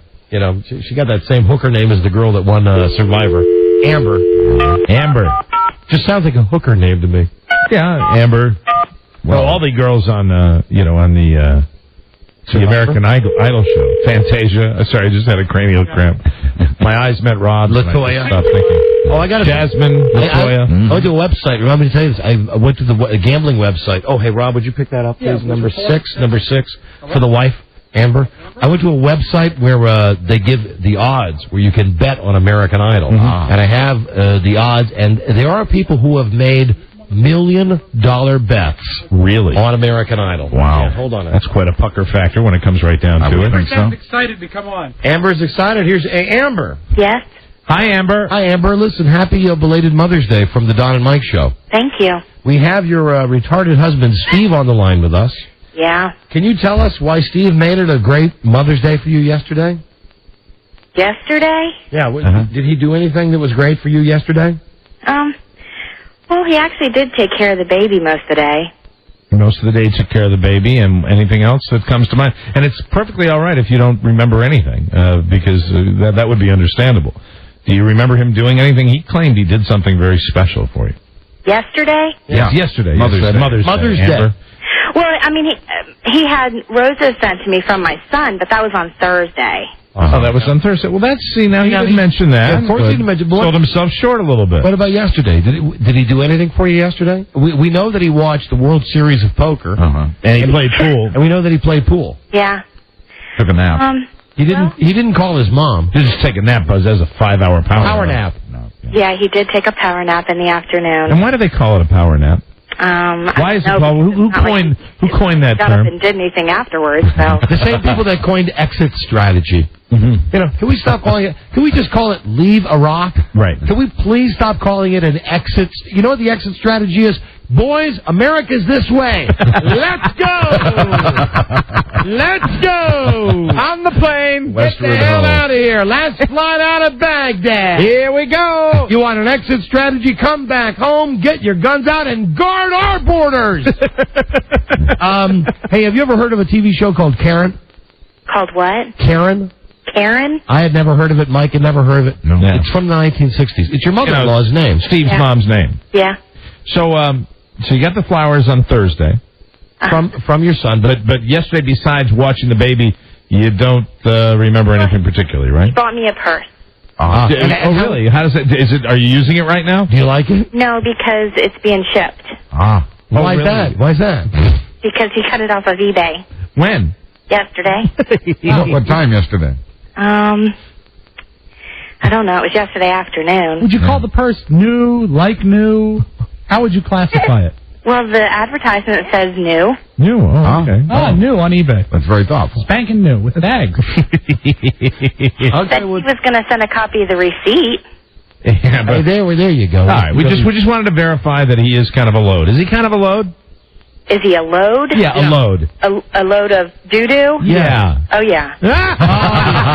Once she clarified it. All right, happy Mother's Day, Amber. Thank we were just looking for one guy out there, and your husband happened to be the one guy. He's the guy. Absolutely perfect. He was the one guy. Yeah. Well, he's called you guys before, and y'all have made it very clear to him before that he's a load of doo-doo. So this isn't the first time. We didn't know that. Thank you, Amber, stripping name. Oh, who's the celebrity you most look like?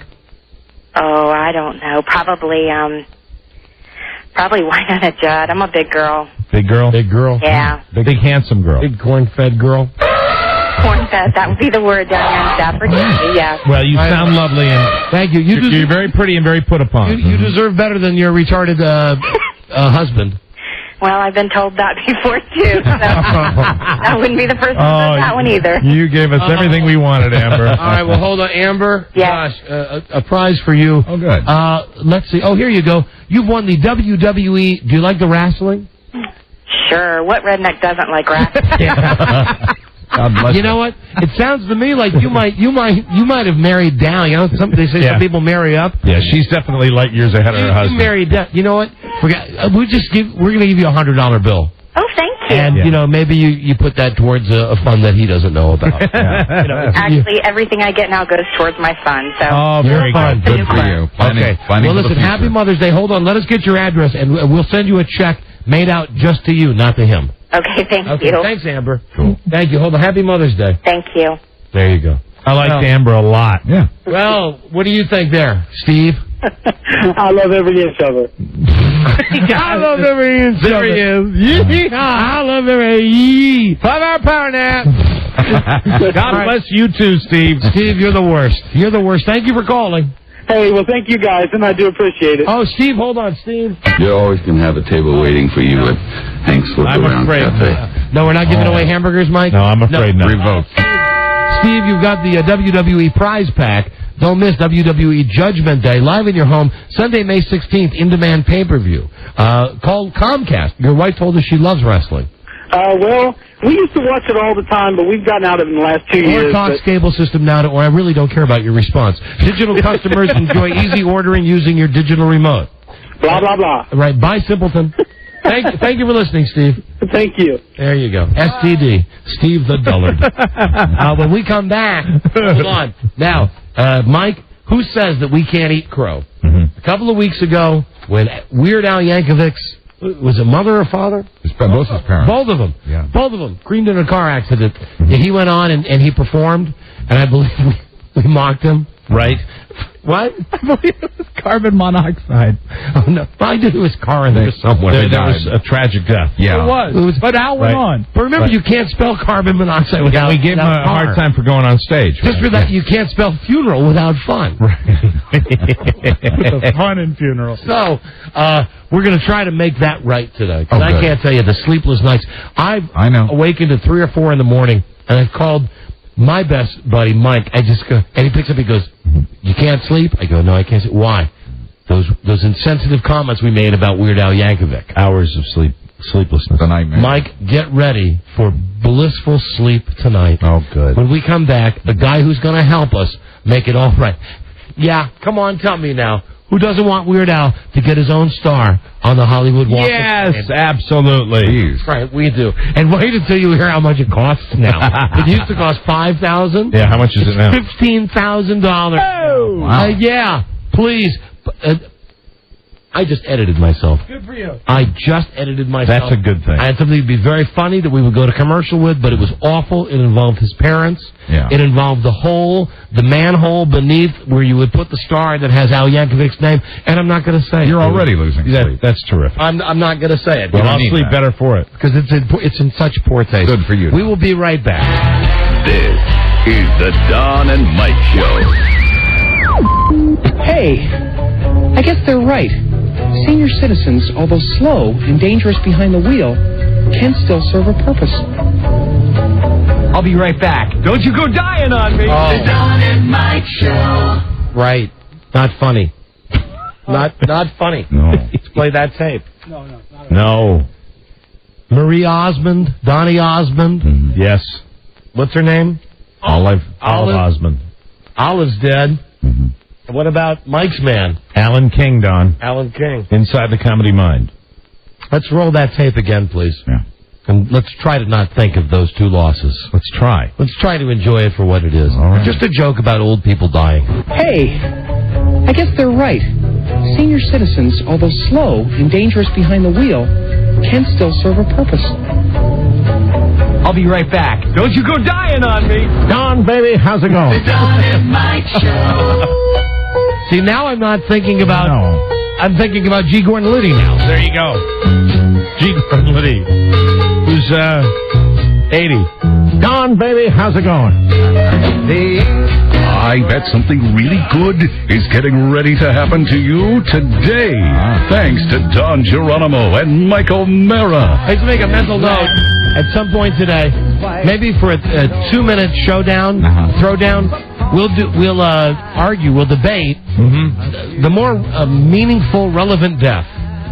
You want Alan King? Yes. And I want the late Olive Osmond. Olive Osmond.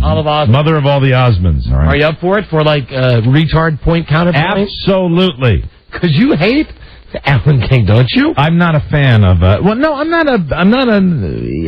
ambivalent on him. Didn't we used to like on Inside the Comedy? We hated it. You and I both passionately hated Inside the Comedy Mind. You and I have always hated the serious business of comedy. I'll tell you what he was good in though. That Stephen King movie where there were 3 parts, and James Woods was in the first part. James Woods was the guy who couldn't stop smoking. Late in his career, Alan King was very good. He was a good Cat's Eye. That's the name of the movie, Cat's Eye. And you know what we also liked him in? Even though it was a small role, we liked him in Casino. He was very, very good in Casino. Yeah, but he was just such a blowhard. But you did not like him when he appeared with Billy Crystal. Because he made a movie with Billy Crystal. Did he really? Another very serious business of comedy. A serious business of comedy. And hold on, before we call the Al Yankovic guy, Mike, you got to know this. This is just awful. Awful and good. We have to go to New York because Billy Crystal is doing a Broadway musical. Hello! Billy Crystal. And guess what the Broadway musical is about? What is it? I'll give you 3 guesses. The Yankees. No. So what does he love more than the Yankees? What does Billy Crystal love more than the Yankees? Billy Crystal, that's his number one passion. No, it's not. Give me a hint. Will he give it away if it's a hint? Yeah. Billy, it's not saucy. Well, he loves himself. Yes. And did I get it right? And he loves himself, and he likes telling everybody what a struggle it is to be a funny man. Right. And Billy Crystal is doing a show called something like Billy Crystal Life in Progress. Oh, God. And he's been working on it since, what did I read? However old he is. Well, if you count the Academy Awards, the prep time, he's been working on it for 80 years. That's right. I guess he was maybe 10 years older than me. He's 55, so 1948. It's the thing I saw on Entertainment Tonight. He said, I've been working on this since 1948. Oh, come on. And then it's another chance for Billy Crystal to go out and tell us all how it's going to be another Mr. Saturday Night. Great and funny He is, but it's the real Billy Crystal, and it's The on PR tour of Billy Crystal. It's on Broadway. Can I very briefly tell you a disturbing thing that happened over the weekend? Just very, very please. quickly. Oh, right, you were going to. I'm sorry, I forgot about it. And this is a quickie. That's why I'm bringing it up now. I'm in this Japanese steakhouse. You know, the hibachi chefs that come out. And, my mom recently, God bless her, just turned 84 years old. She's 84, yes. Thank you. Thank you very much. And you called her. And I called her. I did call her, but it was an accidental call that I called on her birthday. I had forgotten her birthday, so I really wanted to. This is kind of a last minute trip that I decided to bring my kids up, and she loved it, and it was wonderful. And we decided, I don't know if this is all older people. When they get old, they get very set in their ways, and they get very into kind of controlling what restaurant you go to. The surprises are not that welcome. They're not as welcome as they used to be. So it has to be kind of, I'm saying, hey, I'd like to take you out for a really nice dinner. The girls are very well behaved. They can go to a very nice one. Oh, let's just go to Chili's. Let's go. Chili's, the kids will like that. And I don't know, she's doing it because of the kids. The kids will like it. They have crayons there. I'm like, no, Mom, we'll take it. So we finally we settle on this restaurant in my hometown that's a new place. In fact, it's sad for me because it was this great Italian restaurant, and they put a Japanese steakhouse in where it used to be. And we walk in, and this is just very, very brief. We're waiting. We finally get seated. It's just us at the table. And then the star of the show, of course, the Japanese chef, comes out. And I can't understand what he's saying. Really, I mean, he's just saying something. Well, let's listen. Here he is. Here he is right now. That was the waitress.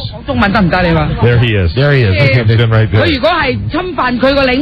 he says that to me, and I'm like, yeah, whatever. And I look at him, and he goes, hey, mama, and he clues into the fact that this is Mother's Day. Yo, mama-san. On some level to have mama, yes, and then he says. He says something like, very beautiful lady, very, very beautiful lady. And I'm, immediately I'm kind of like, okay, that's fine. It's cute. She's 84. And she's like, oh, and then what develops is, they begin what can best be described. And this hibachi chef has to be in his 20s. And what begins is, to me, a flirtation, and it's a flirtation that went a little bit. When they put the little oil on the and they light it on fire. Yeah. He goes, it's for Mama, not a beautiful lady, Mama, and he puts it in the shape of a heart with a smiley face and points at her, and then she blows him a kiss. You're overreacting. Well, you think the guy wants to get, in your mom's pants? And then your mom's big, oversized mom pants. No, and then he blows her back a kiss. And then the second time he did. What did he do with the vegetables? He did another heart for her, and it was just one of these. It was fine, and of course I don't believe that. It just went. At 84. Being her son, it just went that one little thing. It's like, okay, and I just went, okay, stop. You've done the mom thing. Now it's just it was a little creepy. It was just a little creepy. The way it happened, it was a little creepy. I know the last couple of years of your life have not gone exactly as you had hoped. Here we go. But would that be divorce? Your mom, my mom, at 84, taking up with a 25-year-old hibachi chef? Yes, I would be somewhat disturbed. Your stepfather. Yeah. Is a 24-year-old. Hey, Michael. Japanese guy. Hey, we go out to dinner tonight, huh? We go to see your auntie, okay? It was fine. Rub on. It was a very, very nice dinner. Everybody seemed to enjoy themselves, and the shrimp were fantastic. Can you imagine he goes back to the room, to the kitchen to get the food? He goes, order for number 3. Oh, but you gotta make it special. Oh, there's such a hot woman out there. Okay, all right. Yeah, no. So why'd you get mad? Because you knew. I didn't get mad. Didn't get mad at all. Didn't get mad. I got creeped.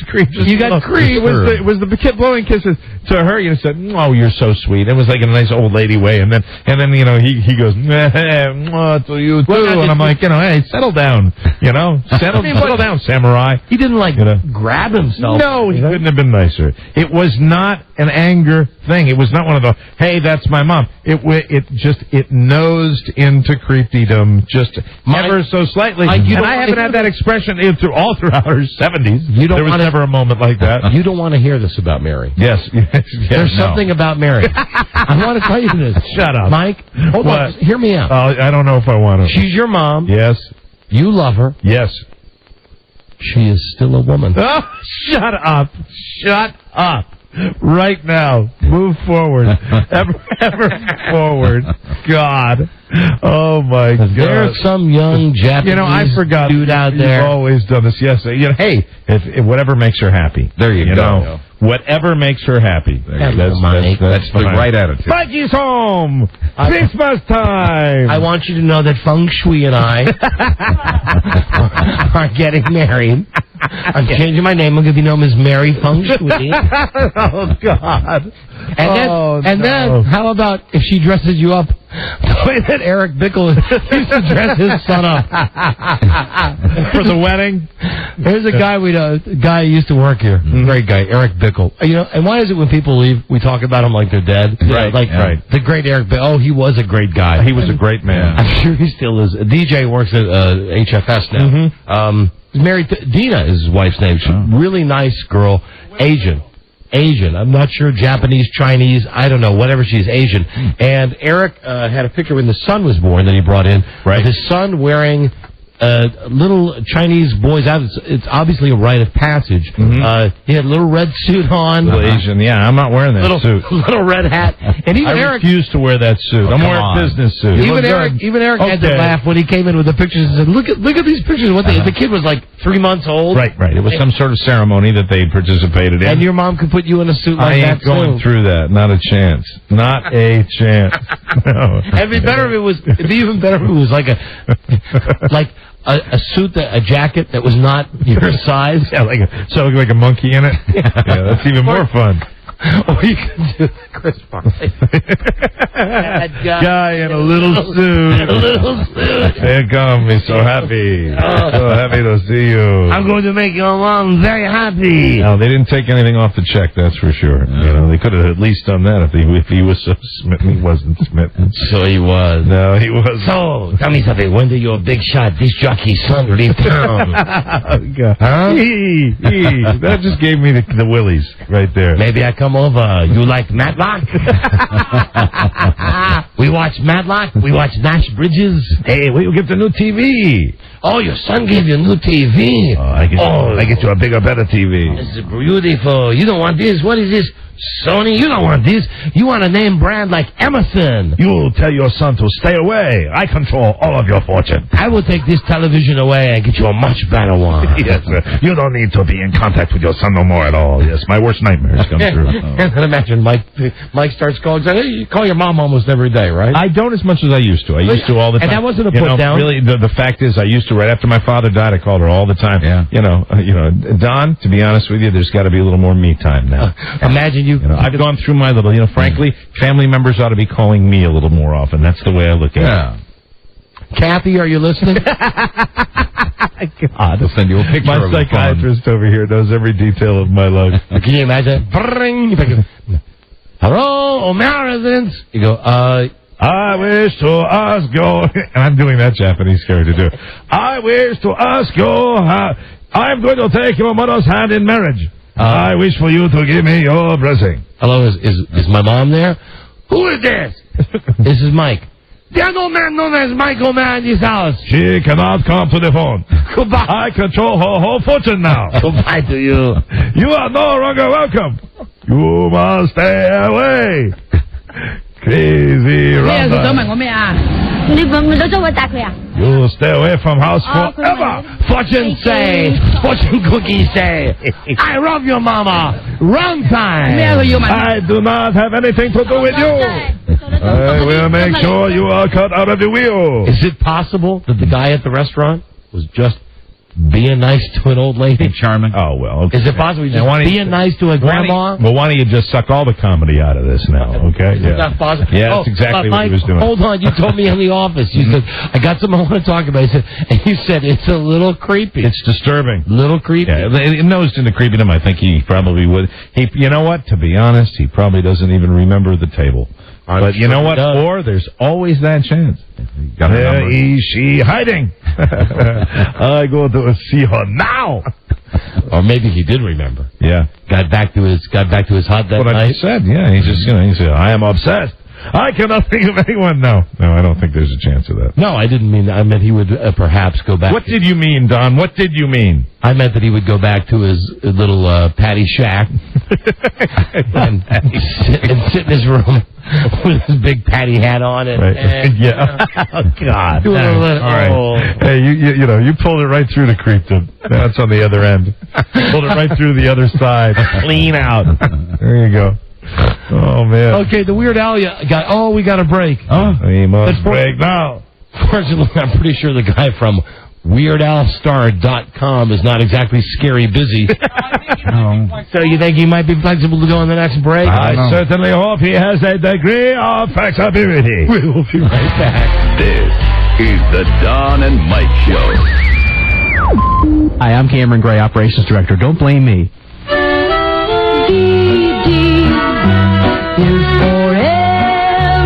Hi, I'm Cameron Gray, Operations Director. Don't blame me.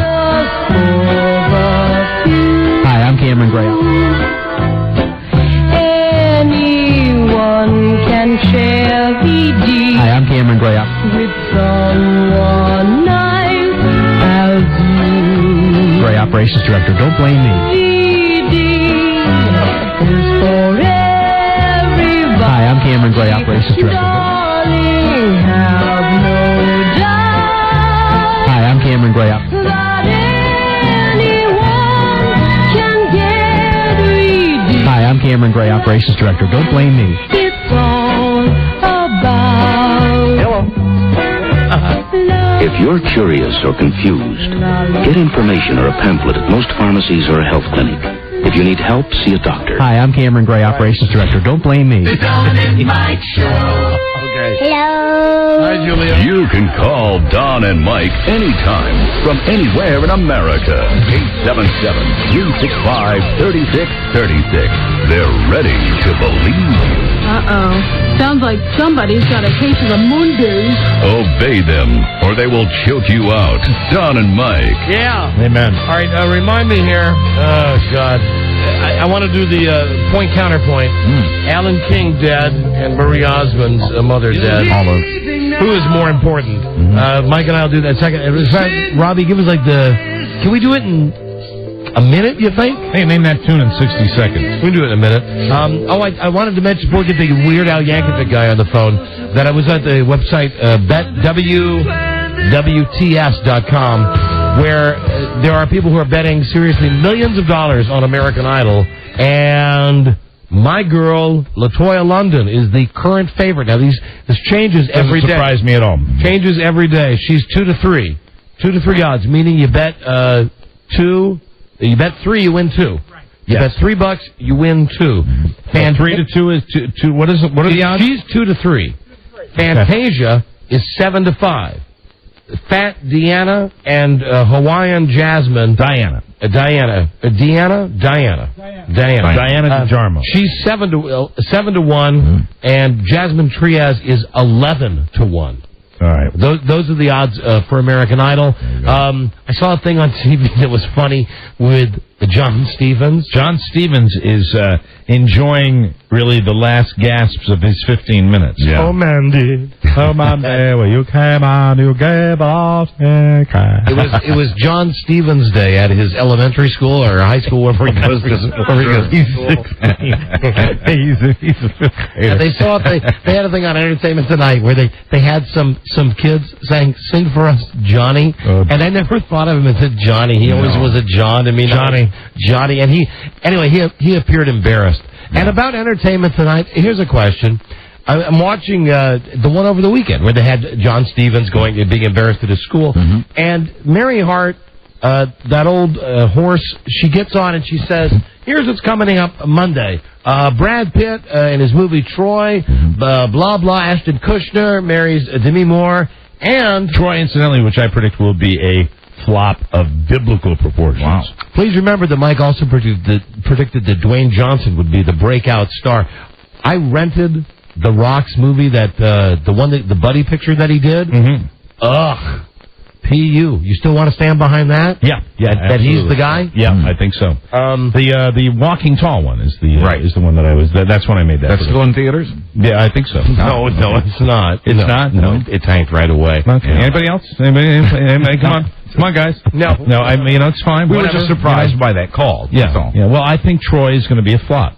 I think Troy is going to be a flop. So noted. I think it'll be a smash. Okay. I mean, I won't go see it. I think it'll be. No, I actually think it'll be a smash. Anyway, Entertainment Tonight. They're doing all this stuff with the shows that I watch and the stars that I like. And then Mary Hart says, and on Monday, more exclusive talking with Charles Manson. And he's got the swastika in his forehead. And I'm thinking, no, wait a minute, hold on a second. Yeah. The show is Entertainment Tonight. I get Brad Pitt in a dress for Troy. Right. I get, Demi and action. Where does Charles Manson exactly fit in on? It's obviously the sick tie-in to the fact that it's what? Is it a TNT movie? Is it? Oh no, it's CBS and Is it a CBS movie?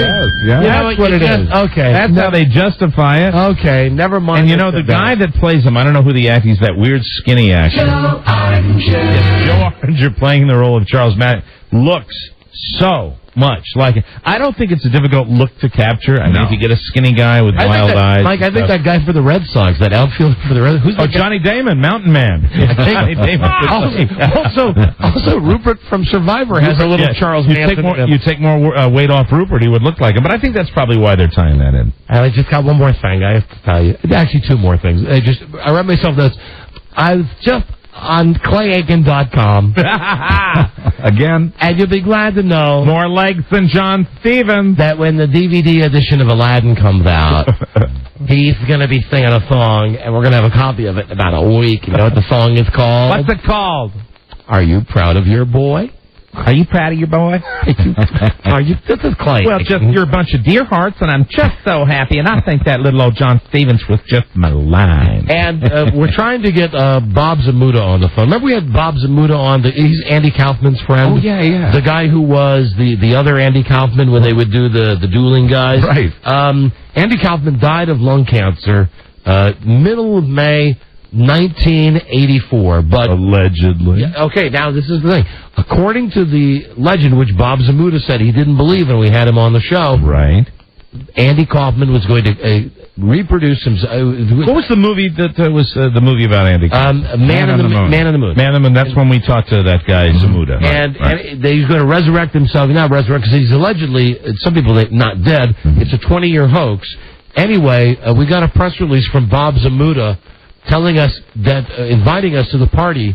We can't go because we don't live in Los Angeles, but it's May 16th at the House of Blues. Okay. He's having the 100 people who want to be there to say hi to Andy. He sent us 2 invitations. Really? Yeah, nice. There's like 100 people. I guess anybody can get in, but there's a VIP area, and the 100 people are going to be there, and you're all going to be waiting to see if Andy Kaufman shows up. Returns. Bob Zamuda doesn't think he's going to be showing up. No. Now, when did he die? May 16th is when we're invited to this party, so that's next week, or is it this week? What's today? The 10th? That would be Saturday. Yeah, this Sunday, I thought. Saturday. So 84, May 16th, 84 is when he died? Sunday. You're right. Sunday's the day. But I also think, I hate to be this way, but it's Bob Zamuda trying to stay in the forefront, because the last thing he did that was happening really was comic relief. And right. He's already ridden the train once. Yeah, and he's also I mean, how long has he been banging that Kaufman thing? Yeah. You know, I mean, my God. He was good, though. Tony Clifton. Yeah, was good. Like Andy Kaufman, I mean, is ancient history. Well, Mike, right? come on, but it is the 20th, and everybody has wondered, because that was the legend. He was supposed to come back. Was it supposed to be a 20-year hoax? Yes, if it was so that would be the 20th anniversary. Sunday is the 20th anniversary. This would be Bob Zamuda's last hurrah, but, I buy that. I mean, there is something to it as far as the... Andy Kaufman comes up. The thing is, though, I think really based on right now the popularity of Andy Kaufman, I mean, he should have made it a 10-year hoax. Yeah. I mean, I think that might have been a better maybe a 1-year hoax. Yeah. But don't you think that, obviously it won't happen, but if it did happen, it would be huge. It would not be huge. Here's the thing until it did happen. Right. Until Andy floated down from the sky. Here's the thing that I'm thinking about when I'm looking at this thing. Of course, he's not going to. And Rob's right. This guy Zabud is trying to get some type of 15 minutes of fame. And he was on the show for about an hour more than one time. So, of course, he'll invite us out there. He didn't, offer to pay for us to go out there. It's 2 tickets to go to this thing. So he must think, hey, I talked to these 2 schmuck disc jockeys who really were big Andy Kaufman fans. Yeah, I mean, what disturbs me, do you think he's going through the Rolodex and goes, oh, who can I invite? Oh, there were these 2 disc jockeys that were really into it. Well, the letter that we got said... he personally remembered the interview? Hold on, no, only 100 people will be invited to be personal guests of Bob Zamuda. Congratulations. And you're like me. I distrust these things. So do I. But anyway, just in case it happens, we were invited. We were invited. Way to cover the base. And if Andy Kaufman does show up, oh God, that'll be bad. Because then we'll have to kill ourselves. I might actually think about. Is it a Friday night or is it a Sunday night? Sunday night. Sunday night in Los Angeles. You have to catch the red eye back. I would think about going. Is The Rock going to be there? We got to call the Weird Al guy. Here's the deal. There's a website, WeirdAlStar.com. A guy named David Rossi has the website. But yeah. Let's hear it for David Rossi. Yeah. Anyway, he wants Weird Al to get his star on the Hollywood Walk of Fame, and it's a thing that costs $15,000. Rick Dees has a name on the Hollywood Walk of Fame. That's too funny. It is not only like you have to pay, but you have to schmooze as well. Is that right? Yes, there is a very big schmoozing, and then they go, hey, we've accepted you. Where's your donation? Yes, it's a big board of directors where they make you go through mumbo-jumbo, and then they finally say, congratulations, we're going to put you on the street. Oh, yeah, one last thing. That'll be $15,000.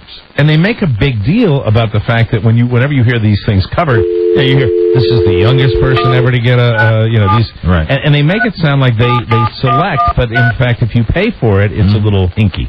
So we're going to call the guy now that wants to get Al Yankovic a star. If Rick Dees has a star, why not Al Yankovic? Oh, I agree. Fair enough. For goodness sakes. And we're on the website now. Help cement Al's stardom. He is. Thus far, hello? Hello? David? Yes. Hey, it's Don and Mike. How you doing? Hi, Don and Mike. Hi there. David is thus far, we're on the website right now, he's gotten from people donating money $3,218. Congratulations. For Weird Al getting a star. Now it costs... He's got to use your argument, that's for sure, to get that star thing. It costs $15,000. Listen, here's the thing.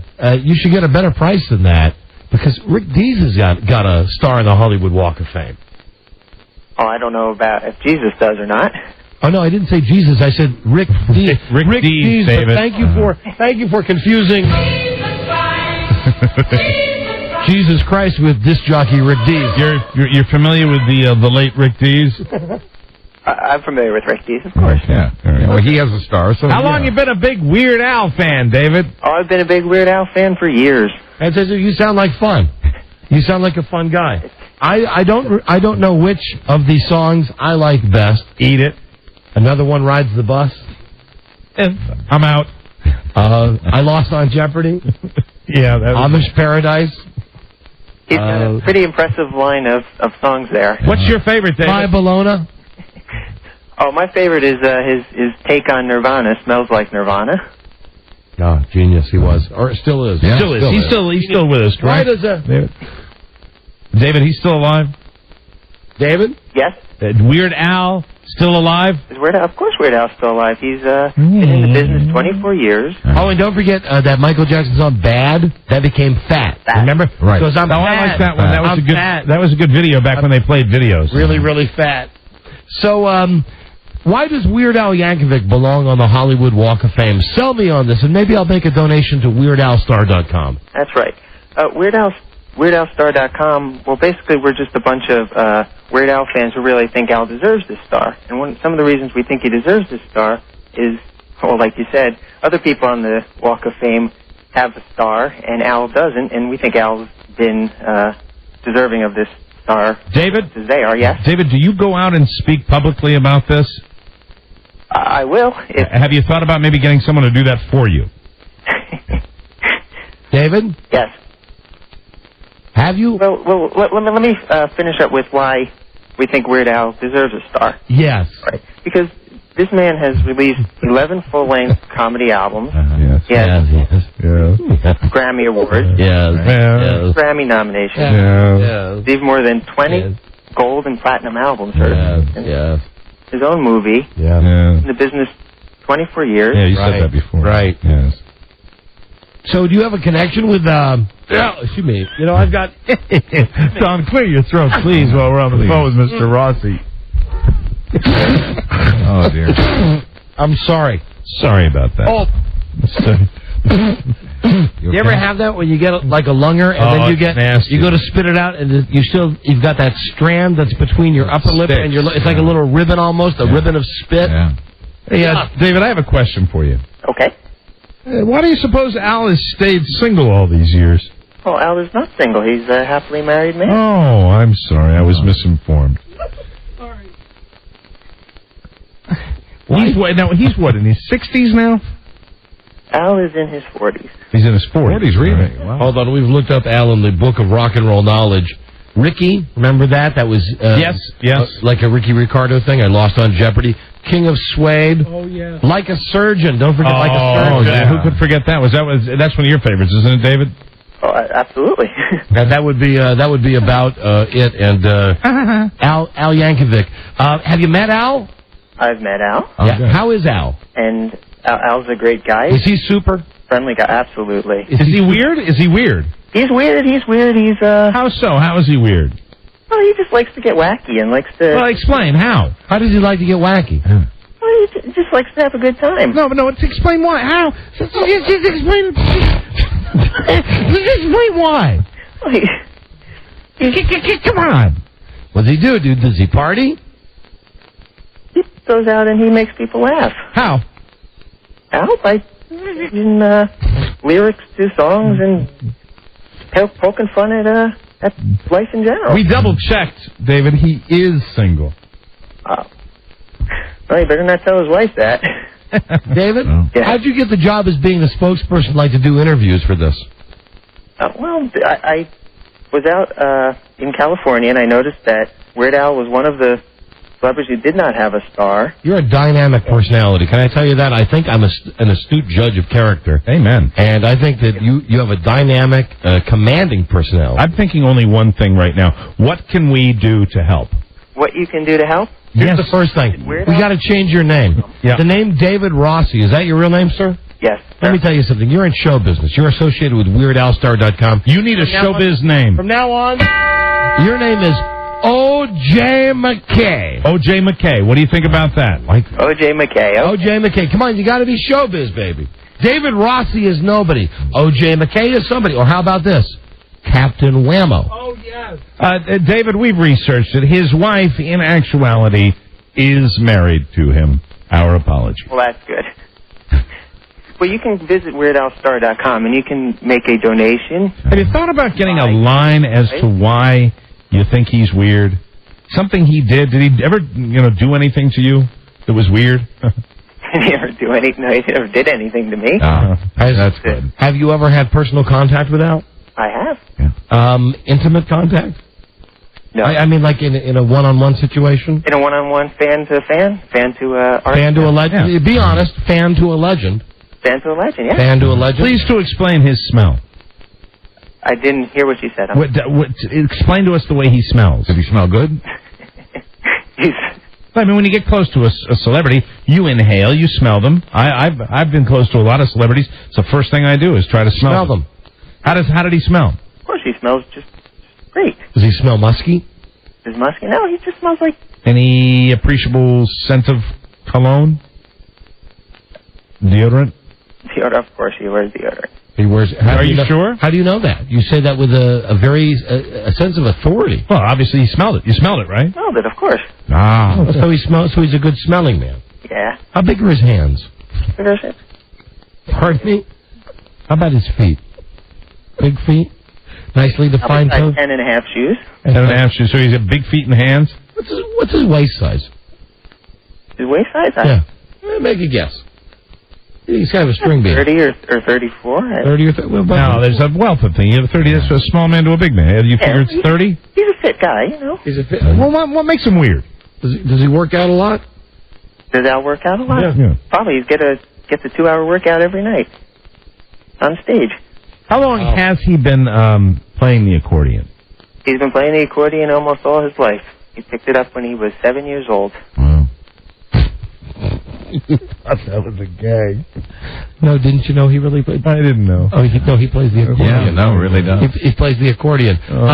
David, you're only $12,000 away now. You've been on our national radio show for almost 10 minutes. We've mentioned WeirdAlStar.com. Does your site update automatically as the thousands roll in?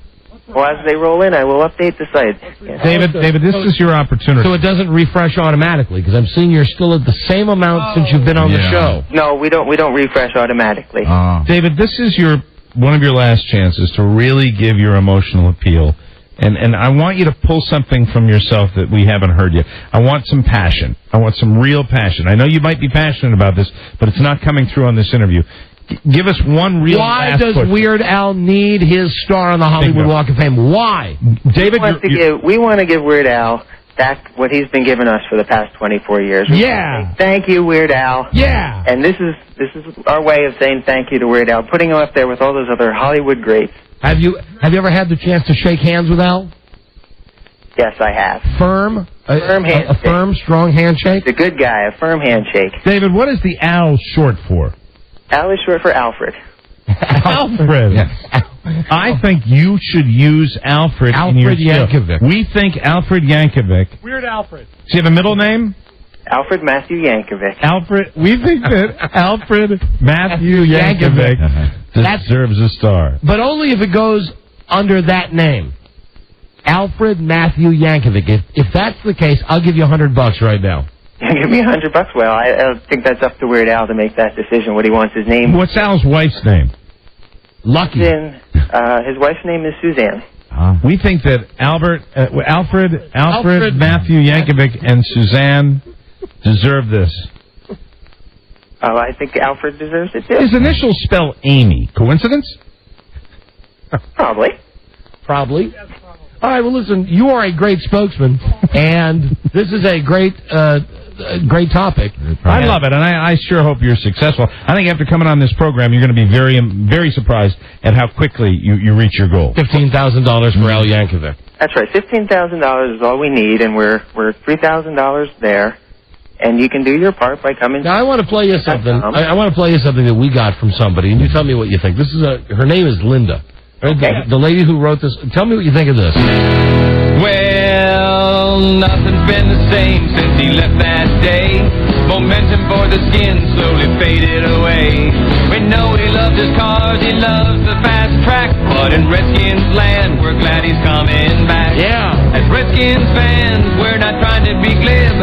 But look out, Dallas, our coach is Joe Gibbs. Joe Gibbs! There it is. So what do you think? Very good, very good. Yeah, I like that. Yeah, we think this might be the next big thing. How about this one? We try to find talent out there. Tell us what you think of this one. What you're cooking for Biddles, Granny? What you're cooking for Biddles, Granny? What's for supper? What do you got? Let me take a peek in my pot. What do you think of that? A little hard to hear the lyrics, but it sounded like it had a good tune. So not as good as the previous one. All right, and one more that we want to play from a talented guy who's, I want to say, a protege of our show. And let me also mention, your website is WeirdAlStar.com.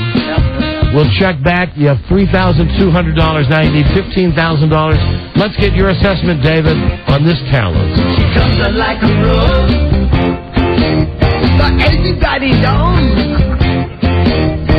She'll get you in Dutch. You can look like she's dead at night time. Poison. What do you think of that?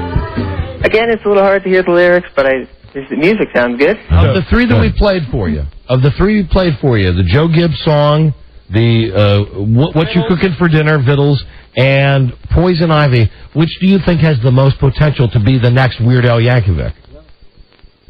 Oh, you're putting me on the spot here. Yes, I am. Okay. Yeah, we are. You're a good judge of talent. Again, it's a little hard to hear the lyrics, but I did think the number one was... number one. I think you chose them correctly. One. Okay, you're right. Well, how All long... right. You're the man, David. How long have I said it? Just that opening? Well... Fantastic. It is the best. I mean, there's no question. You know, I can tell you like... That's what I've heard. You like the white Randy Jackson.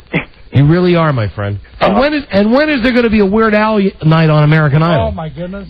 I don't know. And Weird Al's... Wouldn't that be special, though? That would be special.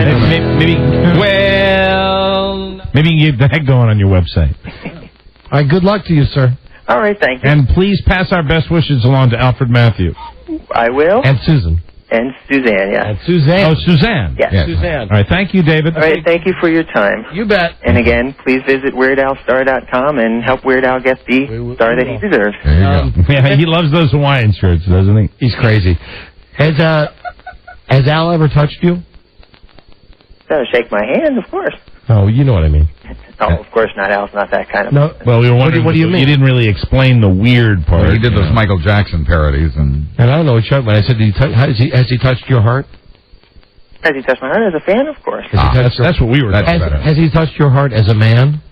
As a fan, yes. But as a man to a fan, has he touched your heart? I think he touches the heart of any of his fans, whether they're male or female. And there's nothing weird about that, is there, David? No, of course not. Good answer. Well, thanks for your time. Thank you. Until next time, don't forget that our time is limited, so we got to go. Current time is 19 until the hour. Until next time, we wish you the best of times. Thank you, David. Thank you. Bye. Bye, ass. Okay, there he goes. There's That was fun. David Rossi, WeirdAlStar.com. Yeah. Well-spoken young man, felt very strongly about his favorite star, Al Yankovic. Give him a couple of years, he might get that money. didn't think we'd ever be able to get him to shut up. And now am I going to get that monkey off my back? Because, boy, have I felt bad. We were making jokes that day about Weird Al's parents, and he went out and did the show. Consider the debt paid. Now let's take your calls. Phone scan. We got just enough time for a phone scan. Rotating at random, and these calls are on screen. So any animal can call us. From America, 877-365-3636. Canada, 800-636-1067. Your live on-screen calls coming right up. We love you, Alfred. It's the Don and Mike Show. I must not scream. I must not scream in front of them. I must say, I must not listen to my mind. I must not run off the set. I must not run. I must not run. I know I'll break down. They'll find out I'm weak. They'll find out I'm in pain. Oh, God, what God? I will break down, look like a fool, an idiot. They'll find out I can't act. Can't act at all. End of the vision. Well, there must be a way out. And my mind is telling me there's a way out. You get a nice, cool gun. We'll talk with Phyllis Diller and continue with our panel right after this. Don't go away. Yeah. The Don and Mike Show. Good segue, Larry. Rated PG. Pretty good.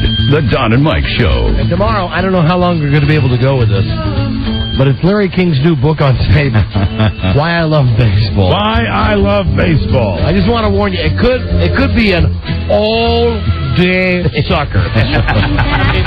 If we dive into it in the first break, it could be one of those things we don't stop until we're done with it. Then I don't think there are any two people in the country that enjoy poking fun at Larry King more than we do. Dynamite? We've been doing it for years. We have been a thorn in Larry's side for years. We did it before it was fashionable. Right. And ask us someday. We don't have time now. We're into a phone scan. We'll tell you about when we were friends with him. Right. When he actually came on our show, and then we roasted him. Yes. And he wanted us on the dais. We were up there with a bunch of famous people. There's bad breath blowing in our face. We were kissing his ass like you wouldn't believe. We kissed his ass for a long time, and then we stopped, and it went south. Phone scan now. It all involved his daughter. He confronted you in a shopping mall one time. Phone scan, 877-365-3636. And you can hear it when Larry King gets a call about us on a show. And lots of DJs have listeners that call Larry King's show. Right. But when they call about us, he stumbles and he gets all flustered. Yes. Because he probably just doesn't understand that what we're doing is fun. Exactly. Hello, you're on the air. Don and Mike Show. Hello. Hello. Hi there. Hi. I just want to thank God for having the mutant gonorrhea up here in Baltimore. Yeah, why? Because I think it keeps the gene pool clean so that we don't have things like hog dogging. Okay, listen, honey. A nice statement. Thank you. You don't have videos of pigs fighting dogs in Baltimore, but you do have a mutant strain of gonorrhea, and you'd rather have the gonorrhea than have videotapes of dogs. I'm so confused. I don't know where to begin. I would rather have the mutant gonorrhea. She's trying to make the best of it. Okay, Don, you know what? In a roundabout way, she's advocating something that I've actually heard you shout out a window. What's that? Thin the herd. It's true. Mike show. That was with a megaphone as we were driving through a traffic jam. Yes, thin the herd. Thin the herd. Thin the herd, you yelled at homeless people. Right. Nature's way. Hello, Don and Mike. And thanks for remembering it was homeless people. Thin the herd. Thin the herd. Yes, Hello, Don and Mike show. Hello. Hello. Speak to us. Hello, Don and Mike show. Don and Mike, I want to see if I can interest you in a trade. Trade of what? For what? I want to go to the race with Joe and be a redneck with him, and in exchange, I'll give you a $100 check made out to my wife and a wrestling prize pack I won today for being a load. This guy again. Is this guy It can't again? be him again. There's no way. Is this you again? Steve, is this you? Yes, sir. Steve, what are you doing? I just got off 95. Steve, I can't believe what you've done. Congratulations. You violated. There you go. You've been selected as a charter member in the Don and Mike Exclusive Listeners Club. You are now a registered Don and Mike caller and are entitled to all the privileges that come with said title. Be sure to watch your mailbox for your registered Don and Mike caller sign, which is to be placed prominently in your front yard. Right. You have been profiled, tagged, and you are now in the book. Good day. I said good day, sir. Now, good day. Thank you, Dude Walker. In case you weren't listening earlier, and shame on you, we taking phone calls from people who didn't call their moms on Mother's Day, and this guy Steve was on the radio for about 30 minutes with us with his wife and with his mother. Obviously not quite enough. Obviously not understanding that that appearance was fine and he should let it go. And his wife said he'd been on once before as a big load. Yeah. Yes. And now he can never come on again. 000000007. Exactly. 7. We need a last initial, though. Steve, well, we have it, don't we? For the prizes. We have it all. We don't even need to get it from Steve. I want it from him. All right, what's your last initial, Steve? F. F. Steve F. Steve F. All right, Steve. As we say to everybody before we ban them forever, for eternity from the show, because we do appreciate the fact that you're listening, what would you like to say in summation? And Mom. There you go. Hi, Don and Mike show. Sorry we had to put him in the book. But it was absolutely, I mean, it was... If you just, I'm only saying, I'm sorry, if you just got in your car, right. You hadn't heard the first part of the show, you might not know. And the guy was okay when we had him on. His wife was better. When we had him on 2.5 hours ago. You understand. It was really a nice segment, and it's just a shame that that's an automatic violation. Automatically, they put him in the book. There was no thought process involved on our part. Yeah, he's gone. Book him. Book him. Joe, hey, Joey. Joe, book that mother. Got him. Book him. Thanks, Joe. Joe. Weekend's here. Have a can of beer. We got him. Don and Mike, hello. Hello, dear. Hello. Give it your night out, fire, dear. I love Mrs. Doubtfire. What was that? What was that, sir? Give it your night out, fire, dear. It's horrible phone. It's a horrible phone? Yeah, bad phone. Call back on a better phone. We like you. Call back. Okay. Okay, and we hardly ever say that. Like to that guy Steve, we didn't say to him, call back in 2.5 hours. Oh, no. Hello, Don and Mike. Hello, Don and Mike radio show. Don and Mike. Yeah, that's what did it the second time when I said Don and Mike radio show. And then it was too much for him. He just hung up. No, he was going over the falls. Hello, Don and Mike show. Hello. Hello. Yes, phone scan. You see these calls are on screen. Turn your radio down, please. Can you hear me now? Yes, turn your phone. Turn your radio down. Radio down. Did you say turn your phone down? Turn your phone down. Actually, it was wishful thinking. What can we do for you? I have to talk quick. The old man doesn't like me talking on the phone. I wanted to thank Buzz for keeping me in the know. He is the newsman. All right. Okay, bye-bye. Hi, Don and Mike show. Hey, Don and Mike. Yes. How you doing? Let me just say something about this phone scan. That I love taking unscreened calls. However, if you guys don't get your act together, and I'm not threatening anything with the book or anything mean, we'll continue to take because we love your phone calls. I'm going to have to insist that all of our callers do what... I'm going to bring in an article tomorrow I was reading in a radio magazine. Okay. That, do you know what Radio Disney is? Yes. Radio Disney is a format for AM stations that, seriously... It's aimed at 6-year-olds. Right. It's for soccer moms in the car. It's called Radio Disney. So I'm reading in one of my radio magazines the woman who runs the company, who is the CEO of this. And she's describing how she has 35 to 50-year-old adults who are on as disc jockeys playing records. Hello, sir? Give me a second. I'm going to get to a salient point here. Are you there? Yes. Okay, thank you for waiting. My bad, sorry. Thank you. No, not your bad. And were you singing or speaking? I was singing. Why? Just because I like you guys. Thank you. What were you? Was it a song about us? It was the song that one guy sang about 2 weeks ago. Well, let's hear it. What is it? Dawn and Mike Show, Dawn and Mike Show. It was Tom Gavin. Yeah, right. So anyway, you're like the type of person that I was thinking about here because what she said is, now keep in mind, she's got and you're going to have to hear it the way it's written in this magazine, but she's saying, I've got disc jockeys who are doing radio shows for 6-year-olds. So how would you get your disc jockeys together to do a radio show for a 6-year-old? Yeah. How would you, Mike, how would you send them that? I mean, the thing is, I've listened to that Radio Disney, and I've listened to the another station that's programmed specifically for kids. Right. And what you do is really you have to go towards their sense of humor, which is absolutely the same sense of humor that we have on this show. Well, what this woman... No, I'm saying you just have to you have to bring it down right to like there's the potty thing. That's what they like. That's what's funny. They don't do like fart jokes on. No, but they talk about your bottom and stuff like that, and kids do they get a really? big laugh out of that. Yeah. Now, how come someone doesn't turn them into the FCC? If but in a Radio Disney's talking about your bottom, not in a scatological way at all. It's just, but they do. What can it be if it's not scatological? It's just, they'll play songs about it. About your bottom. They'll play. What do they play? Baby Got Back? No, they play songs about going to the potty. They do songs like that. Absolutely. See, if we did that, we'd get fined. I'm positive we would get fined. Anyway. But I hear the guys that do it, and I thought, it's funny you bring this up, because when I listen to that radio, you listen to these guys, and they do a pretty good job, and it's difficult. It's really difficult. Here's what the woman said. What she does for her disc jockeys.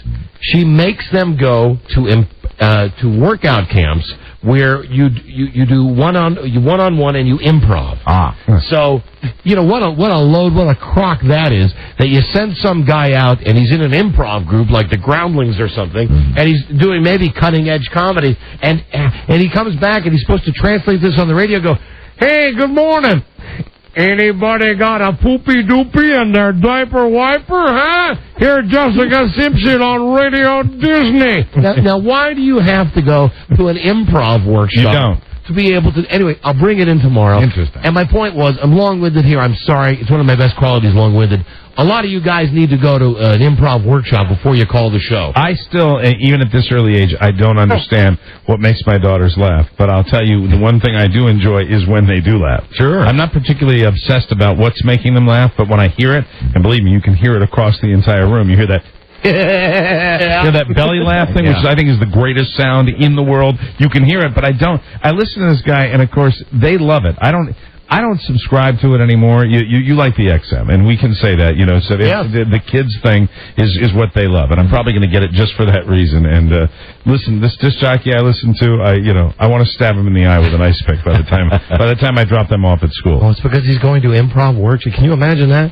You got a job where you're talking to 6-year-olds? Hey, how are you? I don't trust any of those guys that do that. I don't trust anybody that does that kind of entertainment. I shouldn't. It's horrible to say that. You know what? But I don't like any of those people on the TV networks either. Kid touchers. That's what you think. That's what I think. You think they're all Michael Jackson. It's horrible, and I'm sure that the vast majority of them aren't, but it's the way I feel, especially when you see somebody saying, "Well, you go around the world today, and it's just like, you really just put them in a jail. You see a lot of... I mean, I know we need that kind of entertainment for kids. You see a lot of them in between programmings on like, whatever, the PBS Kids and that stuff type like of that thing. on TV. I've watched all that stuff. Really, my thing, I don't care if they're a disc jockey or they're on TV, put them in a suit.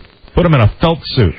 Like That's Huckleberry what we ought to Hound? do. Yeah, no, like Barney. Hi, kids. You want to give? Don't send them to an improv camp. You put one of those plastic heads on them and make them talk through a mascot outfit. That'll get you in the mood, because then you want to just go, hey, otherwise you'll be sitting there going, hi, Timmy. Okay, where are you calling from? Oh, Stockton, California. That's great. Put the suit on them. Then they're going, hey. But they still, once they're in the suit, need to know how the San Diego chicken would think. Hey, it's Radio Disney. How you doing? This is Al Qaeda. Do you know, seriously, and I am not tooting my own horn here. I'm not. But you know what my kids have finally begun to track with? What's that? Like a month ago, they want me to do every single voice that I do. And my daughter, my oldest daughter, leans over and says, Daddy, she was sitting with an adult, and she said, Daddy, what station do you work on? And I said, the station. She said, do those voices. And I was, and I didn't do it on the plane, but that's what. Right now, 8 and 6 years old, they like goofy voices. Funny voices. That's what they like. Hey, good morning, kids. I'm back from my improv workshop. How are you doing today? Are you having a good day? Are you a good boy and girl? You know what we're going to talk about today? Have you ever had a glass of water? Have you wondered what happens to that water after you drink it? Radio Disney.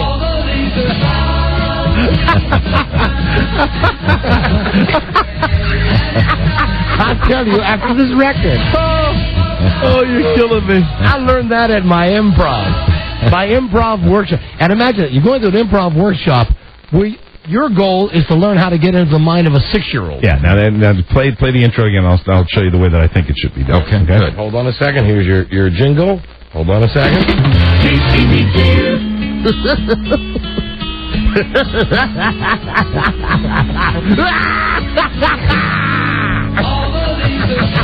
Oh, that's all you need. That's what they like. That's what they want. Give them what they want. It's just my opinion. You're probably right. You know. Like it? Yeah. Hey, kids. How's your coolie? Call me up. I'll describe a bad accident I had in bed last night.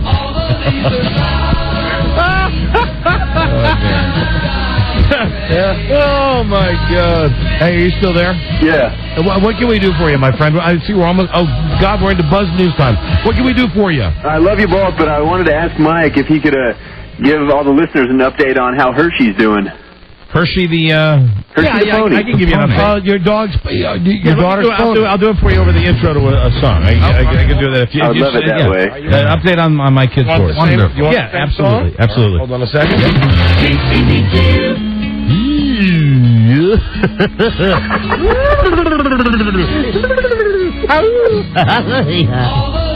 you.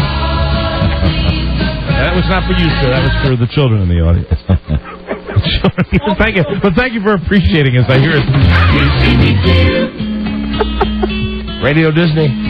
Fifth caller right now. Yes, to come over to my lavatory.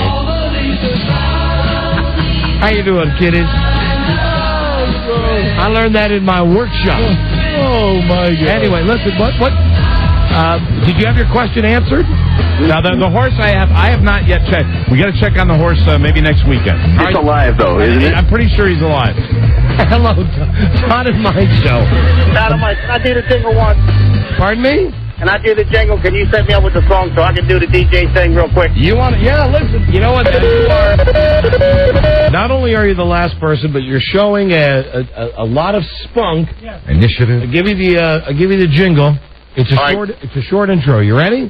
Go. Listen. Here you go. Hey, this is Michael Jackson. I'm at Never Never Land, and I'm up in a tree. And guess what? I think that was good, except the leaves are brown. Come on, guys. No, hold on. You can't talk about poops. Oh, I forgot. Excuse me, guys. Come on, it's not the show we're doing anymore. Yeah, you're very fortunate. We just put another person in the book before you called. Thank you. I really appreciate it, guys. Someone must... Well, I don't know if anybody hit the button or not. Did I hit the button? Yes. I don't think so. Well, how would you know if I hit the button, dummy? You I heard you. You can't. No. Let's find one more last person for the phone scan tonight. Hello, Don and Mike Show. Hello? Yes, turn your radio down, please. Done. First thing, two things. First things first. I'm here in Salt Lake City, Utah. You guys are funny. Forget about it. You guys are just off the wall. Thank you. You're very welcome. Hey, two questions. The first one, what was that program with Charles Manson and CBS? What time and when? That's a mini series. I think it's next weekend. Helter Skelter. Okay, and it's going to be next weekend? Yeah, there's a thing called TV Guide. What else can we do for you? Okay, that guy, that Weird Al guy, that guy's a moron. Forget about it. He's a freaking loser. And the other guy that called up his little sidekick there, his little freak too. All right, thank you, my friend. Thank you very much. Sir, I don't want to get your hopes up. I got passes for him at the Neverland. I'm taking the both of you with me. All right, listen, we're not going to give away a prize today for the phone scan. Very good. We'll give away double prizes tomorrow. Good luck with the that. impression that he was hoping the Charles Manson movie would be like a how-to course. Who knows? Buzz, what? I just wanted to wish him luck with that improv class. Hey, good morning, kids. Here's the word of the day from Captain Donnie. The word is bidet. Lovely. I love it.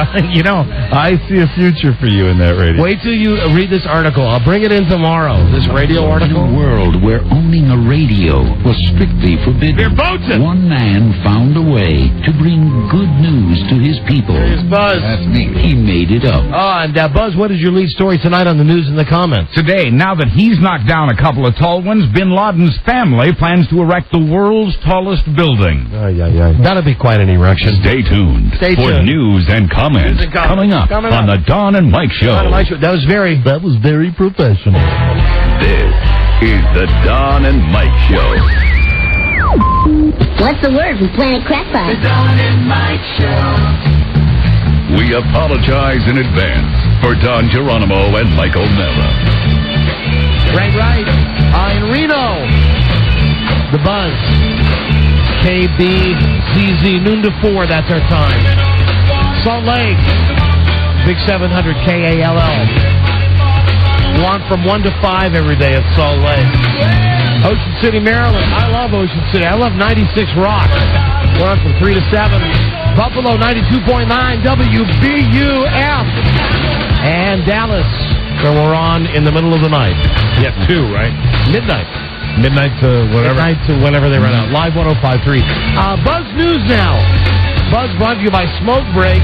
Hey, smokers, break the nasty habit without gaining weight. Smoke Break, the revolutionary tablet.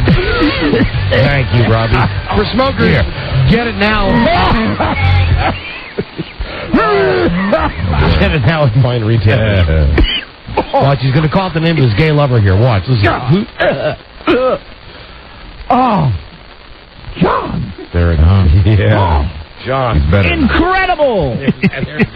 Hi, Buzz. Hi, Don and Mike. Not only has Osama bin Laden still not been captured, his family is hoping to put up the world's tallest building. Ironic, ain't it? Mm-hmm. The family business is on the short list. Ironic, isn't it? Actually, so. Hey. The family business is on the short list of contractors bidding for the job. The building would be nearly a half-mile tall and would be erected on the world's biggest man-made island. That's quite an erection. The Arab nation of Dubai.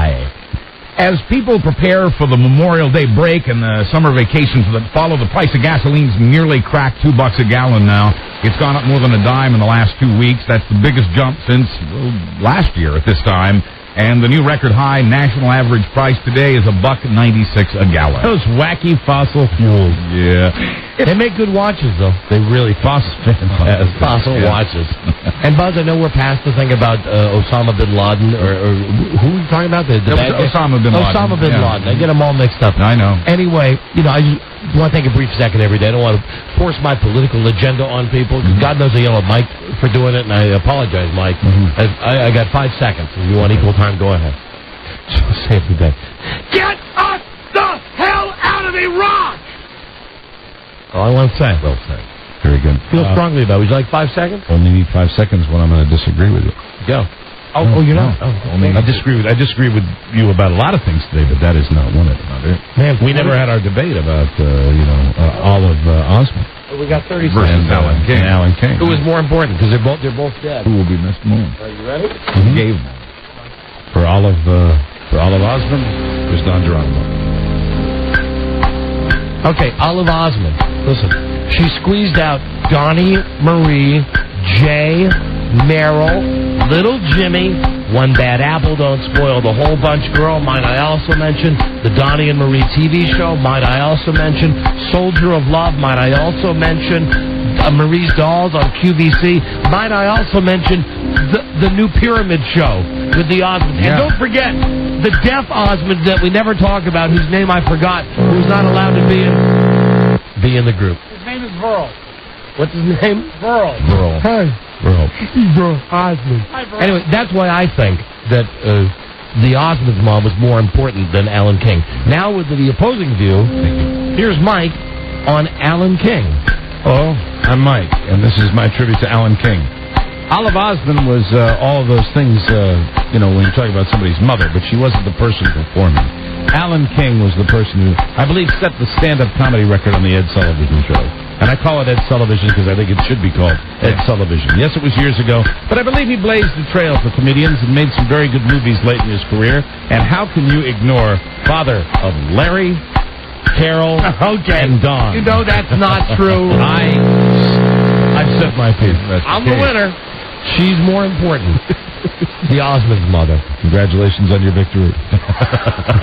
I'll say this, Alan King had better fake teeth. Yes. And I can't say that for Well, you don't even know what Olive's teeth look like. For God knows, she probably didn't even have any left at the end there. Yeah. Probably just all gummy and stuff. But please, again, my congratulations.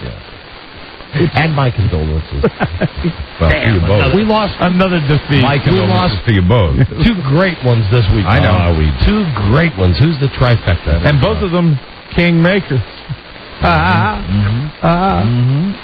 It's not like Nancy Reagan debucks the conservatives, but she's butting heads with the president and others on the issue of stem cell research. The Pope and many conservatives are against that science because it uses tissue from human embryos. And it requires deep thought and heavy, serious thinking that some people have difficulty handling in their tiny little microscopic brains. Scientists believe that this research will lead to cures for a wide range of diseases, including Alzheimer's, which is suffered by Nancy Reagan's husband. Hey, listen, with all due respect, a little late for that case, okay? Can I tell you something? I think she knows. You know, that plane has flown. They could come out with the miracle pill today. I guarantee you give them 100 of them, it still wouldn't help them. Unfortunately, you're probably right. At least they named an airport after him. Yeah, amen. So there's that. The 5-day-old fertilized eggs are capable of becoming virtually any kind of human cell to replace burned skin, Let's worry about needed blood. Let's worry about the people with Alzheimer's, like Fraser's dad. There you go. You mean on this show? Yeah. Hey, and I watched Frasier on, was it Letterman? Frasier. Oh, bye-bye. Get off TV, please. You want to talk about a load? We mentioned before, he's shopping this show now to CBS because he wants to make it Frasier 3, where he starts over in a new city. And tomorrow, is it tomorrow or Wednesday night, the last night of Frasier? It's anyway, whatever tomorrow, it is. I think. Sometime this week.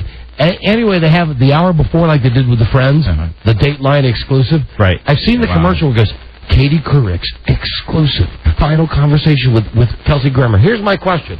Who were the other reporters that were standing outside screaming that they had to have an hour with Kelsey Grammer? Yeah, all exactly. of them? And Kelsey Grammer is the classic example of an actor who was on a funny show for a lot of years, but he is not a comedian, and he's not a funny guy. And he thinks he's Jack Benny. Oh, my God. And he is just, bring something to the set. When you see some of these comedians that come on, even a guy as big as Tom Hanks comes on and has a little prepared something. Right. He had nothing. Please. Oh, my God. I was sitting there going, my God, this is the worst I've ever seen. That's like us saying, today, a Don and Mike exclusive interview with Tom Gavin. And last night, Tom Gavin is I'm sorry, Buzz, it's total sphere of consciousness, but it's important.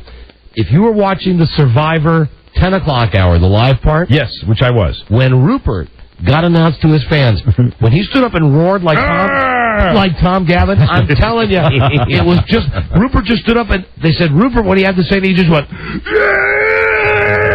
the same way that Tom the Monster does? And that's why he'll win the $1 million. Oh, absolutely. I hope he does. I like the guy. And last thing about Frasier, if there is a Frasier 3, it will either be set, it won't be in Seattle, it won't be in Boston, it will either be in Sacramento or in Haiti. I hope Haiti. Me too. Yeah, too. Well, you love those warm locations. Out on the campaign trail, John Kerry's gotten a glimpse of what it's like to be Ben Affleck. As Affleck was chatting with Kerry's daughter at a fundraiser here in Washington, a slightly drunk middle-aged woman stopped by to say to Ben, "You are effing gorgeous." And then she flashed him a view of her breasts. Oh, dear. Oh, my. Yeah. A fresh survey says one out... my. Oh, dear. Good heavens, no. Yes. Yeah. A fresh survey says 1 out of 4 of us forgot it even was Mother's Day yesterday. Buzz, we had this, and we found that the guy, his name was Steve. He's now in the book. Right. But he's the guy. He didn't call his mom yesterday. We No. talked to him. Well, he's one of many, but 1 out of 4 of us, apparently. A San Diego marketing company says it was surprised at the results, quoting a suit there, "Not something we expected to see." Quoting Steve Cezeni of Baltimore, "My mother called me on Mother's Day and said, 'I never received your card.' And I said, 'What card?' The marketing company says the people who remembered spent an average of just under $100 on Mom this year. And some more. It could have been worse. Some a lot more. How you doing? Hi, everybody. You might remember when my wife, Frida, was on the phone earlier today. She was bestowing me with praise, not that I don't deserve it for being a great guy and remembering Mother's Day, but you might remember the first thing she said, "Oh, you made Mother's Day so wonderful. You gave me a very nice present." That's right. You know, it wasn't the fact that my son showed up and... Sounded like you, I mean, in her way, sounded like you hit a little home run there. Yeah? Well, sure. Yeah. I know. That's a win for you. Starts with Neiman, ends with Marcus. You know, really doesn't matter. You go in, you go into that store, you might as well just throw your money in the air. So whoever catches it, just give me some overpriced piece of crap. Like, give me one of those Fabergé eggs. That's not the biggest faggot gift in the world. I'm looking at those things, and then I didn't get this from her. I'm walking around looking at this, and what is the fascination with these Fabergé eggs? I've seen them, and I look at them, and I'm talking to the lady in the store. I go, how much? They got like 6 little ones in a box. And you can't even cook them. They look like little bathroom soaps, right? Yeah, right. So I'm looking at this thing, and I go, how much? She says, for the set? Yeah, for the, like 6. How much for the set? It's like $4,000. Something. I was like, I said, my God. So what do ladies do with these? Oh, they're very popular. I said, yeah, but what do ladies do with them? Because to me, they look like the eggs that you would get at Easter when you were a kid, and you would crack it open, and it would be like piñata stuff on my prizes. Candy and stuff. Not fair. Fabergé egg, please. And if you just tuned in, I purchased my mother a television set And a Japanese hibachi chef. for her personal use. Whatever makes her happy. Absolutely. I got my wife a bracelet. Expensive bracelet? Well, yeah. Did you have to host a party for it or anything? Or? I did not. Oh, No, good for you. Thank you for remembering, Buzz. No, and it wasn't that expensive. But, I know what she likes. Right. Got it. Boom. And I'll tell you one other great thing about a holiday like Mother's Day. What's that? Is that it's the one holiday, at least with Frida, that I don't have to go in and put a lot of thought into the card. I can go in and buy... I didn't even look really at... most times I really try to look at the cards. But for Mother's Day, Saturday morning, I'm at Safeway. And shout out to my man AJ, who works at Safeway, and his son works for CBS News and is over in Iraq now. You'll see him on the evening news. And I mentioned it a couple weeks on the show, and AJ said, when I was in there, a lot of people said, hey, we're thinking about your son. Your son's in our prayers. Anyway, I'm in there on Saturday morning doing some grocery shopping, and I just saw one of the goofy ones. Like, I didn't even read it. It's something like, it's cartoon, you're the best wife because... and mother, and I open it up, and all it is, it's 2 bears, and it's got like a spring thing, and a big heart comes out, and I just went, fine, whatever. And there was a guy standing looking at all of them, and I said, hey, it's Mother's Day, is my understanding. They're happy just to get a card. And Rob's to his wife, do you know that one was? What? Lots of hugs. Lots of hugs around. I want to wrap my arms around your unyielding shoulders. That's nice.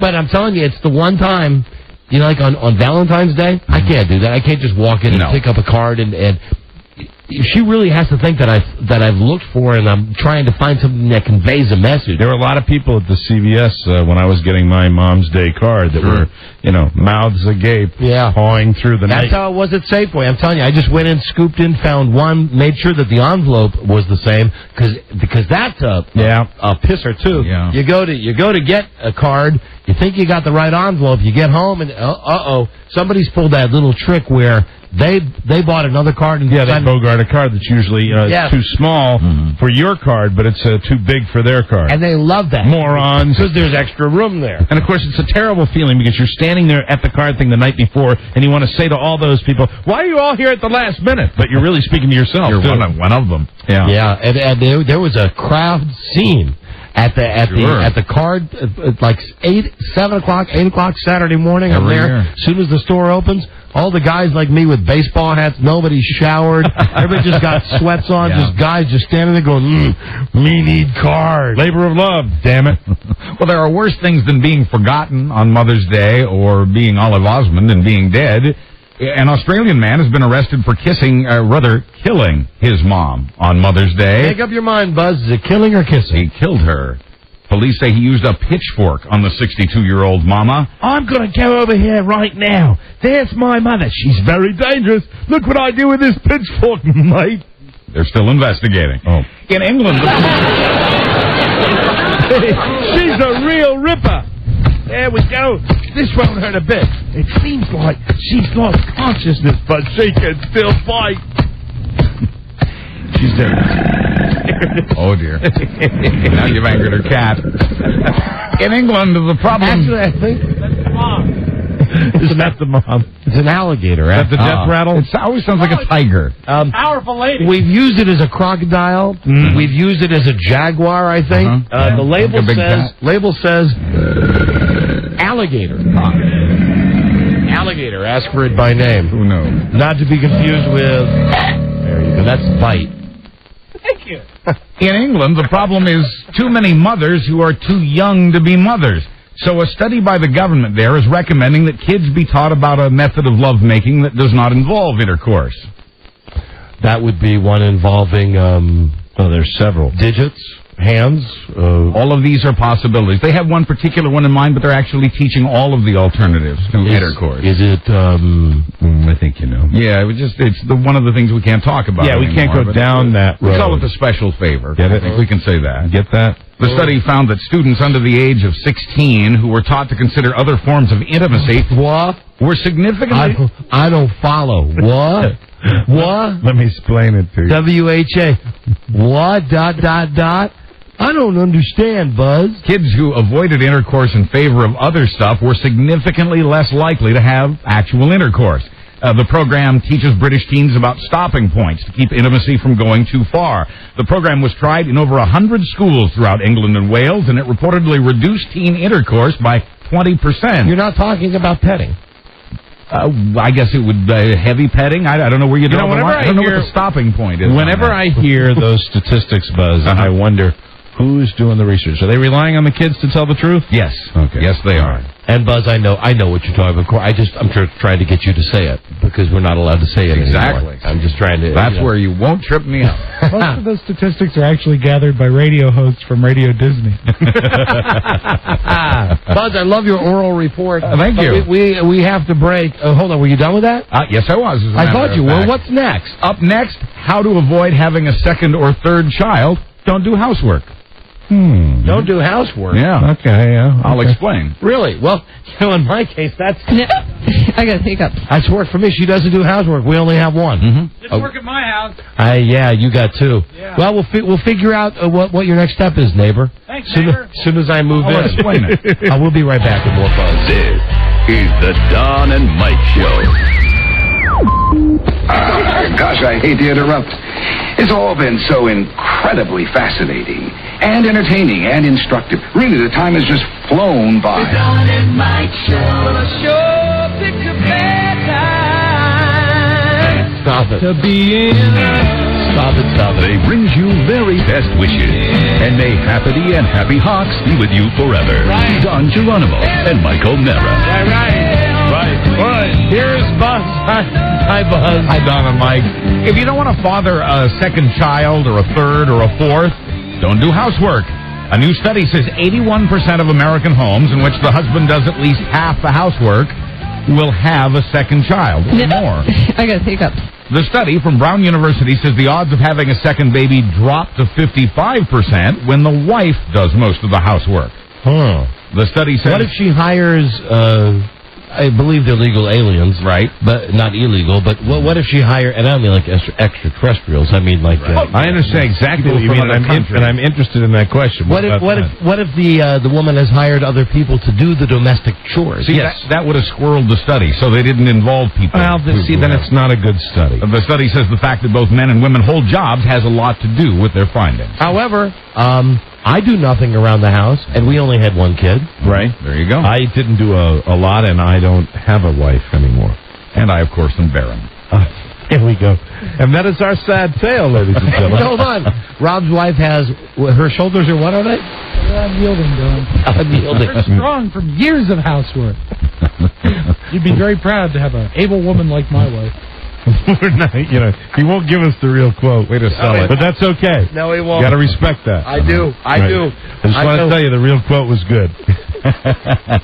400 is a pretty good turnout for a town of 2,600 people, especially since the 400 people were gay or supporters of gay rights. Hello, gorgeous. It was, after all, Gay Day in Rhea County. They descended like locusts from the small town of Dayton Saturday, Dayton, Tennessee, to protest the town's new law against homosexuality. Perhaps you've heard of it. That's all that counts, for God's sakes. 400 demonstrators and 100 cops to protect the town and the demonstrators. The law bans gays from the town and makes them subject to arrest for crimes against nature. On Friday, there was a demonstration. Where do I sign up? Dayton, Tennessee. They'll welcome you with open arms. Flabbergasted. Heterosexual open arms. On Friday, there was a demonstration against homosexuality, which included preaching on the lawn of the same courthouse where John Scopes stood trial for teaching evolution. Whatever. You ever wonder where they get those off-brand videotapes they sell at the dollar store? Cheryl Reeves thinks she knows after spending $2 to get the Maxonic Gold high-grade VHS tape. She'd been to a Family Dollar store in Cedar Lake, Indiana. Later, she unwrapped the tape and popped it into the machine, and suddenly something very surprising appeared. What was it, Buzz? On her TV. What was it? Hardcore pornography. Hello. Well. Quoting Ms. Reeves, we couldn't believe what we were seeing. For everybody, not just for a few. Okay, thank you, BD Singers. The family, that jingle went through my head all weekend. Yes. Think it was God talking to you? No. Oh, man, sometimes I miss the old days when you say something like that, Buzz. You should see your farm. Catchy. Yeah, went right through your head. is for everybody. I love a good jingle. Darling, have no doubt. Do you like it more than the Lowe's jingle? Oh, it's a close second at this point. All right, let's go into the Buzz history file. Oh, do you dear. still have the cart? I think I do. You have the tape? I'll look. It's up there on top of your machine. You're a pack rat. You got it. You got it. You know, their Lowe's theaters are celebrating their 100th anniversary. Come on, Buzz, sing the song for us. Free admission to guys. Come on, named do We'll sing along with it, right? Yeah, I'll try. Here you go, Buzz. Buzz loves this jingle. I'm not kidding. The sucker will fire. No, naturally, these cart machines haven't been used in 100 years. Naturally. Will you run it over here, Robbie? What? The cartridge? Is it funner to watch? Rob. Yeah, it is funner to watch Buzz try to get it going. Thank you for coming to Lowe's. Sit back and relax. Enjoy the show. That was worth it. And how about the quality on that cartridge? Yeah. Another one of those. Start you coming to Lowe's. Yeah, there was no pornography on it, though. Just like in the theater. Anyway, the Family Dollar I love Store it when you sing that song. says it's taken the tapes off the shelves. The people who make Maxonic tapes aren't answering their telephone. Maxonic. In sports, the woman who was hit with a bat while dressed as a sausage at a Brewers game last year is retiring. There it is. Mandy Block was whacked by Pittsburgh Pirates first baseman Randall Simon last July. She's quitting the hot dog uniform. She'll be studying psychology now. And you walk the sausage. Mike Tyson is now officially a registered sex offender in Arizona. He did 3 years in Indiana on a rape conviction. He registered in Phoenix Friday. I had that time when I was in jail. I didn't like it at all. Didn't like it? Why? No, I can't say it anymore. You got to come up with something else now. Yeah. You guys Duke. Thank you. Thank you, Commission. His registering as a sex offender is required by law in Arizona. And what's the best prize for a Florida baseball team to give away? Well, a free funeral, of course. The Daytona Cubs of the Class A Florida State League are giving a funeral to whoever writes the best 2-page essay. They've gotten over 1,000 entries so far. Remember, Buzz, you can't spell funeral without fun. F-U-N. I had 2 cars. Two? Yeah, but I wrecked them. Thank you. Finally, as we've said repeatedly, as we've said several times, the flashers are out, but some flashers are flashier than others. In Amsterdam, police got a call about a fat man dressed in women's clothing with a cucumber in his mouth, exposing himself. Michael Soares. Hi. How you doing? You're not going to believe this. Meet my other friend. Meet my other fat cucumber friend. The man who phoned in the complaint told police he couldn't give any more details because his kids were with him in the car. Yee. Hey, kids, listen to Radio Disney. Come here. Michael Soares. Who wants a cucumber sandwich? Woohoo! I'm Buzz Burbank on the Don and Mike Show. Thank you, Buzz. No. That's it. Gotta go. Tomorrow. Oh, you know what we're following up on tomorrow. Remember the guy with the House of Wax, that awful country music wax museum? Yeah, he was a pretty cool guy. That he had on eBay. Mm-hmm. Well, he sold it. Okay. And we'll have him on tomorrow for the follow up and lots more. We'll see you then. Good day to you, sir. Good day to you, sir. Good day to you, Good sir. day to you, sir. Barney. I'll see you at the block party. Hugs and kisses. Eat a lot. Till we meet again. This is Sammy Davis Jr. saying, be kind, be nice, and I hope the next performer has the pleasure of having as nice an audience as you've been tonight. And let me leave you swinging.